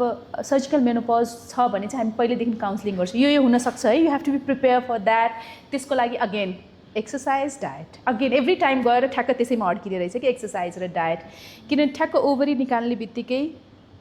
इस्ट्रोजेन कम हुने बित्तिकै बोनलाई इफेक्ट गर्यो डाइरेक्टली बोनको डेन्सिटी घट्दै जान्छ किनभने इस्ट्रोजेनले त्यसलाई स्ट्रङ बनाइराखेको हुन्छ नि त फिमेलको त्यो त्यसको लागि अब बोनलाई त हामी स्ट्रङ बनाउनलाई मसल्स स्ट्रङ हुनु पऱ्यो बोनलाई त एक्स्ट्रा केही दिएर हामी स्ट्रङ बनाउन सक्दैनौँ मसल स्ट्रङ भएपछि बोन आफै त्यसले सपोर्ट गरिहाल्छ नि सो त्यसले गर्दाखेरि वर्कआउट गर्ने हो अनि अब very early age for example कहिलेकाहीँ के हुन्छ भने 38कै एजमा निकाल्नुपर्ने सेभ गर्नलाई पेसेन्टलाई सेभ गर्नलाई सबै निकाल्नुपर्ने क्यान्सरसै भनौँ न त्यस्तोमा चाहिँ हामीले सप्लिमेन्ट दिन्छौँ त्यो दुई टाइपको सप्लिमेन्ट हुन्छ एउटा इस्ट्रोजेन फाइटोइस्ट्रोजेन प्लान्ट एक्सट्र्याक्ट एउटा चाहिँ केमिकल सो सकेसम्म चाहिँ प्लान्ट एक्सट्र्याक्ट किन साइड इफेक्ट धेरै छ अलरेडी काम गर्ने सामानै छैन हामी दिइरहेछौँ भने त्यसले काम कसरी गर्छ काम गर्ने भयो ब्रेस्ट टिस्युले अनि ब्रेस्टमा क्यान्सर हुन सक्ने चान्सेसहरू भयो त्यस कारणले चाहिँ त्यो पनि एउटा ठुलो च्यालेन्ज हो कि त्यो टाइमको लागि सो मेनोपज त दुइटैमा हो मेरो मामुको पनि रिसेन्टली अपरेसन गरेर सिस्ट देखाएको थियो अनि निकालेको छ क्या होइन अनि उहाँलाई फेरि त्यो मैले अलिक स्टडी गर्छु त्यो मलाई इन्ट्रेस्ट छ त्यो सब्जेक्टमा अनि मेनोपजमा देखिने जुन चेन्जेसहरू हुन्छ त्यस्तो चेन्जेसहरू उहाँले फिल गरिरहेको छ जसमा कि हो। कस्तो गर्मी भयो Yes, yes. चढ भयो। Exactly. अनि मैले हेरेँ कि लाइक अब अहिले त्यो युटरसमा छैन होइन त्यो छ कि हुँदैन भनेर मैले सर्च गरेँ एप्लिकेन्टहरूसँग त्यही त युट्रस छैन भने तुरुन्तै आउँदैन, ओभरी छैन भने चाहिँ आउँछ। किनभने कहिलेकाहीँ के हुन्छ भने हामी युट्रस निकालिदिन्छौँ, ओभरी राख्छौँ। यङ छ भने युट्रसमा प्रब्लम थियो, ओभरी राम्रो देख्यो भने हामी राख्छौँ, यही प्रब्लम नहोस् भनेर कि।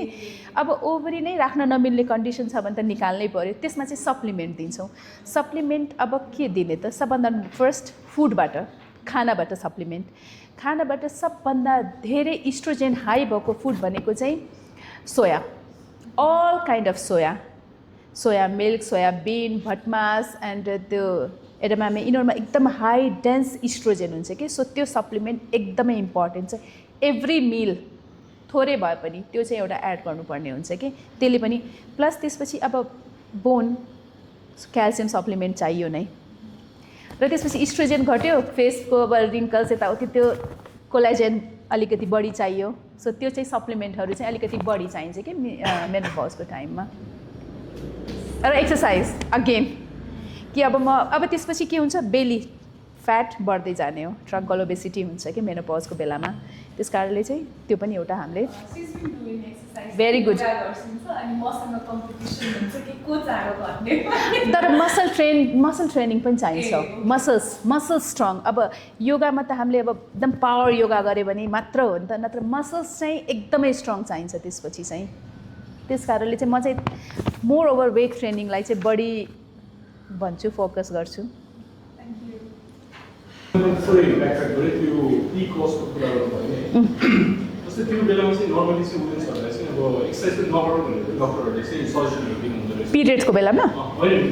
पिसिओएसमा नो त्यो चाहिँ कसरी ट्रेनिङ गर्ने, जस्तै तपाईँले कसरी ट्रेनिङ गरिराख्नु चाहिँ उसले ट्रेनिङ गर्दाखेरि छ भने चाहिँ तपाईँले के कुरामा चाहिँ बढी फोकस गर्नु? पिसिओएस भन्ने बित्तिकै चाहिँ पिसिएस पिरियड नहुने, पिरियडै त नहुने हो नि। त्यसबाट त फर्स्टमा यिनीहरू चेकअप गर्न जाँदाखेरि पिरियड भएन भनेर जान्छ, कोही पनि मलाई पिसिएस छ भनेर आउँदैन। त्यसपछि हामीले वर्कआउट गर्दाखेरि ओके। र जहिले पनि दुई टाइप अफ पिसिएस, एउटा लिन हुन्छ, एउटा चाहिँ ओबिज पिसिएस। र 80% is obese PCOS. So obese PCOS, for example तपाईँकोमा 90 केजीको आयो, मलाई चाहिँ एक्सर्साइज गर्नु छ, र तपाईँले जम्पिङ ज्याक त्यसलाई गराइदिनु भयो भने त उसको के भयो त? सो तपाईँले त्यो प्लान गर्नुपर्छ, मैले 80 केजीलाई 90 केजीलाई कसरी गर्ने त, कि एकैचोटि उसको बोललाई नहोस्। र उसलाई चाहिँ काउन्सिलिङ पनि तपाईँले गर्नु पऱ्यो कि तपाईँ 90 केजीमा आएर मलाई तपाईँले भन्नुहुन्छ कि 2 महिनामा म 70 पुग्नु छ, दिस वाट नट पोसिबल नि त। Consistency, you have to be continue, you have to diet. अनि त्यो घट्ने बित्तिकै उसको पिरियड पनि रेगुलर हुँदैन, किन फ्याटले गर्दाखेरि नै उस इस्ट्रोजेनले काम गर्दैन नि त। हो, त्यस कारणले पिसिओएसमा मलाई थाहा छैन कुनै डक्टरले भन्यो होला कि एक्सर्साइज नगर, किन नम्बर 1 एक्सर्साइज, नम्बर 2 डायट, प्रिस्क्रिप्सनमै त्यही हुन्छ। त्यसपछि अब 90 केजीलाई घटाउनु पऱ्यो भने हामीले कुनै एक्स्ट्रा मेडिकेसन चाहिन्छ कि चाहिँदैन, ओभरीलाई सेन्सिटाइज गर्नलाई कुनै चाहिन्छ कि चाहिँदैन, हामीले सप्लिमेन्ट दिने हो। नम्बर 1 र 2 त एक्सर्साइज र डायट नै हो कि। त्यस कारणले त्यो त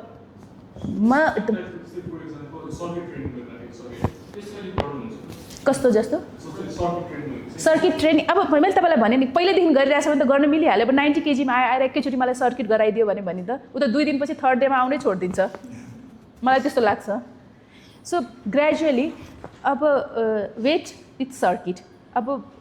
अरूलाई 10 मिनट सर्किट गर्छ भने उसलाई 1 मिनट 2 मिनट गर्नु पऱ्यो, त्यसरी गर्नु पऱ्यो कि उसलाई चाहिँ कन्सिस्टेन्सीको लागि चाहिँ गर्न नमिल्ने चाहिँ छैन। तर अब फुल वेटमा तपाईँले त्यसलाई दौडाउन थाल्यो भने त कसरी गर्न सक्छौ त? डिप्रेस हुन्छ जस्तो लाग्छ, म त हुन्छु, त्यो सक्दैन नि। तर पिसिओएसलाई चाहिँ सबै ट्रेनरले सबैले एक्सर्साइज गर्नै पर्छ भनेर हो। त्यो फोकस तपाईँहरूको के हुनुपर्छ कि त्यसलाई कसरी हामीले चाहिँ हेल्प गर्ने घटाउनलाई, किन हामीले पठाउने तपाईँहरूकोमै हो। म एज अ डक्टर मैले त सबैलाई त्यही भन्छु कि number 1 exercise 1 hour 5 days a week गर्नै पर्छ, नत्र भने मलाई नआउनुहोस्। म टार्गेट दिन्छु कि 1 महिनामा 2 केजी घटाएर आउनु मात्र, एटलिस्ट उसलाई इन्करेज हुन्छ नि, ओके म त 2 केजी घटाएको छु नि त। So slowly slowly slowly. र पिसिओएस आजकल यङमा बढी छ, यङमा 11 इयर्सदेखि 24 सबभन्दा हाई। र आफ्टर कोभिड झन् बढाएको छ, किन कोभिडको बेलामा 3 इयर्स सबैजना बसेर खायो, फिजिकल एक्टिभिटिज 0, अल चिज अनलाइन, अनि त्यसले गर्दाखेरि एकदम धेरै आजकलको बच्चाहरूलाई छ कि। र पिसिओएस हुने बित्तिकै acne, hair loss, facial hair, त्यो ब्युटी नै बिचराको त्यो कस्तो डिप्रेस हुन्छ कि त्यो बच्चाहरू उनीहरू आउँदाखेरि। सो हामीले तिनीहरूलाई चाहिँ as a trainer, as a doctor, हामी एज अ न्युट्रिसनिस्ट सबैजनाले मिलेर सपोर्ट गर्नुपर्छ उनीहरूलाई अगाडि गर्नलाई चाहिँ कि। जस्तै भर्खरकै कन्भर्सेसनमा पनि अब कोही ओभरवेट छ भए उहाँहरूलाई रनिङ जम्पिङ गर्दा निमा पनि इफेक्ट गर्छ गर्यो, त्यही त राइट। नि। So that being said I think weight training नै मोर सेफर नै हुन्छ। यस, मोर सेफर त्यही हो, लङ टर्म अलिकति टाइम लाग्ला, या बट हाम्रो त मेन फोकस त त्यही हो नि। या एकैचोटि त अब दौडायो नि गयो, पछि चाहिँ अब रिभर्स त हुँदैन त्यो एकचोटि उ भएपछि त। सो लाइक अब हामीले मेनोपजको कुरा गर्दाखेरि पनि सो मेनोपजको टाइममा एस्ट्रोजन लेभल ड्रप हुने भयो। सो त्यसले गर्दाखेरि बोन डेन्सिटी पनि ड्रप हुन्छ। सो त्यसले गर्दाखेरि ओस्टियोपोरोसिस, हड्डीको पेन हुने चान्सेस बढी भयो। सो त्यो चान्सेसलाई कम गर्नलाई मसल स्ट्रङ हुनुपर्छ राइट। सो मसल स्ट्रङ गर्नलाई पनि वेट ट्रेनिङ नै बेस्ट हो। इट्स नट अबाउट लाइक अब 50 भयो 55 अब छोडिदेऊ नगर, त्यो गर्नै पर्छ। वेट ट्रेनिङ नै हो कि जसले चाहिँ हेल्प गर्ने हो बोनको स्ट्रेन्थलाई, कार्डियाकलाई चाहिँ। सो जस्तै जेनरल हामीले सुनिरहन्छ नि अब एज भइसकेपछि त वेट खासै गर्दिन होला, यसले हार्म गर्छ होला, झन् गर्नु पऱ्यो बुझाउनु पऱ्यो कि अब गर्नै पर्छ। ओके, त्यो त एकदमै इम्पोर्टेन्ट हो। हुन त म पनि बुझेको थिएन, मलाई पनि लाग्थ्यो कि म एकदम कार्डियो गर्छु, तर अब थ्याङ्क्स टु है अदिश, उहाँले मलाई एकदम राम्ररी ट्रेनिङ गर्नुभयो। उहाँले भन्नुभयो कि अब you have to like change your भनौँ न रेजिम अर डिफ्रेन्ट गरौँ भनेर। अनि अहिले म त्यसपछि बिस्तारै वेट ट्रेनिङ, अब वेटमै म टोटली वेट, म वेइङ स्केल हेर्दिनँ अब त। पहिला लाग्थ्यो हेरौँ घटाऊ हेरेर टार्गेट आऊ म यसमा पुग्नै पर्छ। अब चाहिँ जस्ट म मेरो कन्सिस्टेन्ट हुनु पऱ्यो, वेट ट्रेनिङ गर्नु पऱ्यो। अदिशले मलाई त्यसमा एकदमै हेल्प गरिराख्नुपर्छ। सो मलाई सबै फिमेलहरूले गरोस् जस्तो लाग्छ होइन। सो जेनरली अरू कम्पेयर गर्दाखेरि वेट ट्रेनिङ नै मोर हेल्पफुल र सेफर पनि हुनुभयो। सेफ हुनुभयो, अरूभन्दा सेफर भयो है। सो मिट एउटा चाहिँ हार्मफुल हुन्छ होइन, झन् मोर सेफर साइडमा। सो लाइक अब तर जस्तो अघि पनि तपाईँले भन्नुभयो वेट ट्रेनिङ गर्दाखेरि अब it may take time to lose weight गर्नु, वेट लुज गर्ने इट मे अझ हाम्रो टार्गेट वेट लुज गर्ने भन्दा पनि हेल्दी हुने बनाउनु पऱ्यो कि होइन। हेल्दी भएर होइन हामीले आफ्नो काम आफै गर्न सक्यो भने त त्यो जस्तो राम्रो त के हुनसक्छ र। कसैको हेल्प चाहिएन भने उठ्न बस्न हिँड्न, त्यो हाम्रो मेन टार्गेट हुनु पऱ्यो। अनि युजली 40s को एजमा गएपछि सबैलाई आई थिङ्क एउटा रिजल्ट देख्न त अलिकति टाइम नै लाग्छ 20s मा भन्दाखेरि। हर्मोनल चेन्जेस एजले धेरै इफेक्ट गर्छ। सो उहाँहरूको लागि एनी एडभाइस तपाईँले के दिनुहुन्छ, तपाईँको एन्डबाट के छ? या सो 40s बाट जुन एक्सर्साइज गरिराख्नु भएको छ र कोहीको एकदम डिमोटिभेटेड फिल हुन्छ, एभ्री डे कन्सिस्टेन्ट गरिरहन्छ, त्यही नि वेट लस भइरहेको हुँदैन राइट। त्यो अब त्यसमा हर्मोनल को रिजनले गर्दाखेरि त्यो प्रोग्रेस आउन टाइम लागिरहेको हुनसक्छ, एज फ्याक्टरले पनि टाइम लाग्छ। सो यङ एजभन्दा त अलिकति छिटो हुन्छ। मलाई आफै सोध्छु कि म 15 वर्ष अगाडि गर्दाखेरि ओ माई गड कति फास्ट रिजल्ट, अहिले चाहिँ अब बिस्तारै ओ गड अब म कहिलेकाहीँ भन्थेँ अदिशलाई मलाई यति पुग्नै छ, कोसिस पनि गरेँ पुगेन, तर मेरो अब भनौँ न आफ्नो इन्चेसहरू घट्दै गयो। मेन इम्पोर्टेन्ट त त्यो रहेछ नि त, तर त्यो बुझाउनु पऱ्यो कि स्लोली गर्नुपर्छ, नगरिकन त जिरो नि। Something is better than nothing, something is better than nothing. So केही न केही त गर्नु पऱ्यो, एनिथिङ केही एक्सर्साइज चाहिँ चाहियो जसले हाम्रो मसल्सलाई स्ट्रङ गरोस् कि। So like in my thought जस्तै हामीले एक्सर्साइज गर्दै गयौँ भने त्यो वेट स्केल हेर्नुभन्दा हामीले आफ्नो लाइफस्टाइललाई बेटर गर्दै गयो, फुड लाइफस्टाइल, आफ्नो स्टामिना, त्यो काम गर्दाखेरि कतिको एक्टिभ भएर काम गरिरहेको छु भन्ने कुरा त्यसैबाट थाहा हुन्छ नि, चेन्जेस त्यसैमा देख्छ नि। सो लाइक त्यो कन्सिस्टेन्ट हुँदै गयो भने त ओभर टाइम त वेट लस त भइ नै हाल्छ, हुन्छ नै, हुने नै रहेछ, मेरो एक्सपिरियन्स हुने नै रहेछ। वेट गेन हुनुको कारण पनि त्यो कन्सिस्टेन्ट नभएर नै त। त्यही त पहिला म सोध्छु म सर्जरी गर्दाखेरि म and of the surgery lethargic अनि त्यही भुइँमा बसिहाल्नु ससा हुने। अहिले 2-3टा गऱ्यो भने पनि ओके लाइक त्यस्तो छैन कि त्यसो। मेबी अब मैले त्यो गरेर मेरो फुड मेरो एक्सर्साइजले नै मलाई हेल्प गरिरहेछ। मेरो त झन् पहिला खुट्टा फ्र्याक्चर भएर म 1 इयर बेड रिडन भएको, अनि बेड रिडन भएर स्क्रुहरू हालेर त्यो हिँड्न सक्दैन थिएँ। 1 इयर पछि म 75 kg पुगेँ। अब यसलाई घटाउने कसरी, मेरो त एभरेज वेट 55 to 60 हो। अनि वर्कआउट त्यति बेला चाहिँ फिजियो गर्न थालेँ, फिजियोमै सडन वेट लस हुन थालेपछि मलाई खुसी लाग्यो। त्यसपछि म छिटो, अब मेरो त यस्तो नराम्रो फ्र्याक्चर थियो कि मलाई लाग्थ्यो म कहिले पनि हिँड्न सक्दिनँ, बट बिस्तारै मैले एक्सर्साइज गर्दै गएँ, स्ट्रङ हुँदै गयो र आइएम भेरी गुड त्यो उहाँको इन्जरी र विल पावर र कन्सिस्टेन्सीको हिसाबमा नै एकचोटि कुरा गरौँ अनि then will wrap up the whole conversation today so मैले कुमकुम दिदीलाई अब म त दिदी नै भन्छ है अब चिनेको थियो कुमकुम दिदीलाई मैले भेटेको अबाउट 2 years फेब्रुअरीमा हो होइन उहाँलाई मैले फर्स्ट टाइम भेट्दा उहाँ जम्पिङ ज्याक गरेर राख्नु भएको थियो होइन उहाँको इन्जुरीको बारेमा मैले एक्सप्लोर गर्दाखेरि चाहिँ उहाँको बेसिकली अलिकति मोर इलाबोरेटली भन्दा टिबिया भनेको अगाडिको एउटा यो हड्डी हो उहाँको स्कुटर एक्सिडेन्ट भएर यो हड्डी चिरेर 2 टुक्रा भएको यसरी चिरेर 2 टुक्रा भएको त्यहाँबाट रिकभर भएर मेनी अब्स्टिकल्स आइम स्योर होइन अनि उहाँ मलाई भेट्नुभन्दा अगाडि पनि एक्सर्साइज चाहिँ गरिसक्नु भएको थियो तर माथि चाहिँ जम्पिङ ज्याक गरेर राख्नु भएको थियो अनि मैले चाहिँ उहाँलाई दिदी यो त नगर्दा राम्रो अहिलेलाई लेट्स स्ट्रेन्थ ट्रेनिङ गर्नुपर्छ तर इन्जुरीको बारेमा थाहा थिएन एजले गर्दा तपाईँले मलाई भन्नु एजले गर्दा भने तर इन्जुरी बारेमा पनि थाहा थियो मलाई इन्जुरीको बारेमा थाहा थियो and then cut to now अब विथ वाट एभर इन्जुरी भन्दा पनि आई थिङ्क कुमुदिको लाइफस्टाइल जस्तो छ एज अ डक्टर हामी 5-5:30 बजी बिहान भेट्छौँ कहिलेकाहीँ सँगै वर्कआउट गर्छौँ कहिलेकाहीँ उहाँले गर्नुहुन्छ त्यसरी भइरहेको हुन्छ एन्ड देन त्यसपछि त ठेगान हुँदैन उहाँको मलाई थाहा छ होइन कहिलेकाहीँ म राति 2 बजे मेसेज पठाउँछु मलाई 1 बजे मेसेज आइरहेको हुन्छ भोलि आउँदिन भनेर मेसेज पठाइदिन्छु राति नै हजुर कतिचोटि त्यस्तो भएको छ कि फर्किँदाखेरि तर म कन्सिस्टेन्सी मेरो चाहिँ त्यो एउटा छ म त्यो चाहिँ गर्छु नै म मेरो लागि अरू कसैको लागि पनि होइन मेरो लागि चाहिँ आई वान्ट द्याट कि फर माइसेल्फ होइन मेरो 2 जना छोराहरू तिनीहरू पनि ठुलो भयो एकजना बाहिर गयो एकजना छ अनि आएर सोच्छु कि म गर्ने के त सो एटलिस्ट यसमा इन्गेज भइरहेको छु मेरो मुड पनि राम्रो हुन्छ एनर्जी हुन्छ म काम गर्न सक्छु 5 घन्टा निन्द्राले पनि मलाई एकदम मजाले म फ्रेस हुन्छु अनि सो अब from that day to now अब almost 80-90 kgs deadlift with all the injuries with less sleep होइन दो अब म स्लिप चाहिँ अलिकति पुऱ्याउन खोज्नुहोस् भनेर भन्छु तर अब त्यो प्रोफेसनल ह्याजर्ड हो त्यो उहाँको विथ अल द्याट अब यो होल गर्नुको रिजन पनि उहाँ एज एन इन्डिभिजुअल उहाँले आफ्नो वर्कलाई सँगसँगै ब्यालेन्स गरेर जति एक्सर्साइजलाई प्रायोरिटी दिनुभएको छ त्यो as younger trainers younger humans सबैको just pure without medication seems like it's exercise strength training होइन अनि अब तपाईँ कार्डियो गर्नुहोस् तपाईँ स्ट्रेन्थ ट्रेनिङ गर्नुहोस् होइन सबैको इच एन्डको एउटा बेनिफिट छँदैछ निड पनि छँदैछ होइन कार्डियो स्ट्रेन्थ ट्रेनिङ गर्नुपर्छ भन्दैमा कार्डियो गर्नु नहुने होइन अफकोर्स अब 90 kgsमा start jumping is not healthy तर having said that it's a balance of everything होइन अब जस्तो मैले मेरो क्लायन्ट्स मेम्बर्स जेनीलाई भन्ने भनेको there 3 things that you have to prioritize apart from your work and apart from your personal life is sleep that comes in the top nutrition second अनि exercise होइन if तीनटा कुरालाई ब्यालेन्स गर्यो भने I think other things in your life will आफै balance हुन्छ जस्तो लाग्छ होइन सबै मिल्छ जस्तो गर्नु नै पऱ्यो कि अब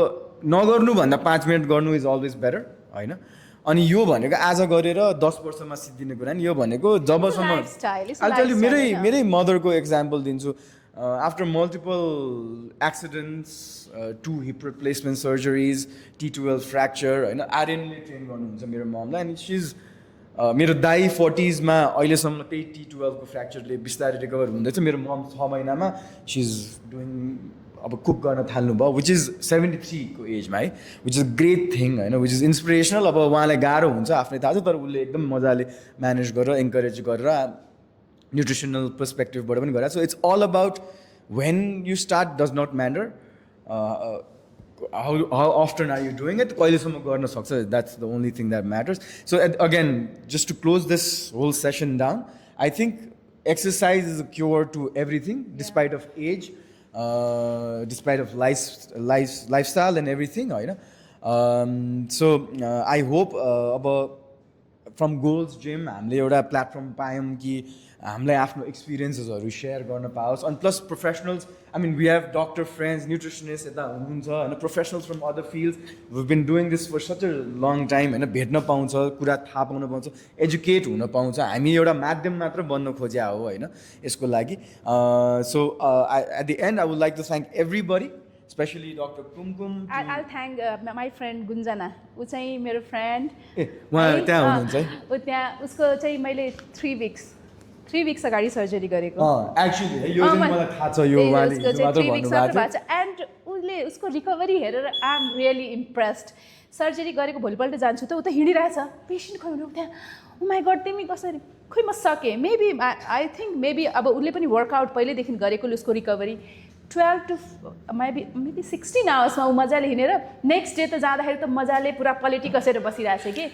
यस्तो अहिले नै बुझ्छ उहाँलाई surgery भन्न गरेको। सकिँदैन सर्जरी गरेर म भए 6 महिना बसिरहेको हुन्थ्यो अनि ऊ 7th डेमा सायद काममा गएको कि 6th डेमा त्यो रेस्ट पनि के रेस्ट थियो र उसको चाहिँ घरबाटै उसले मलाई म आइम डुइङ दिस म कहिले काहीँ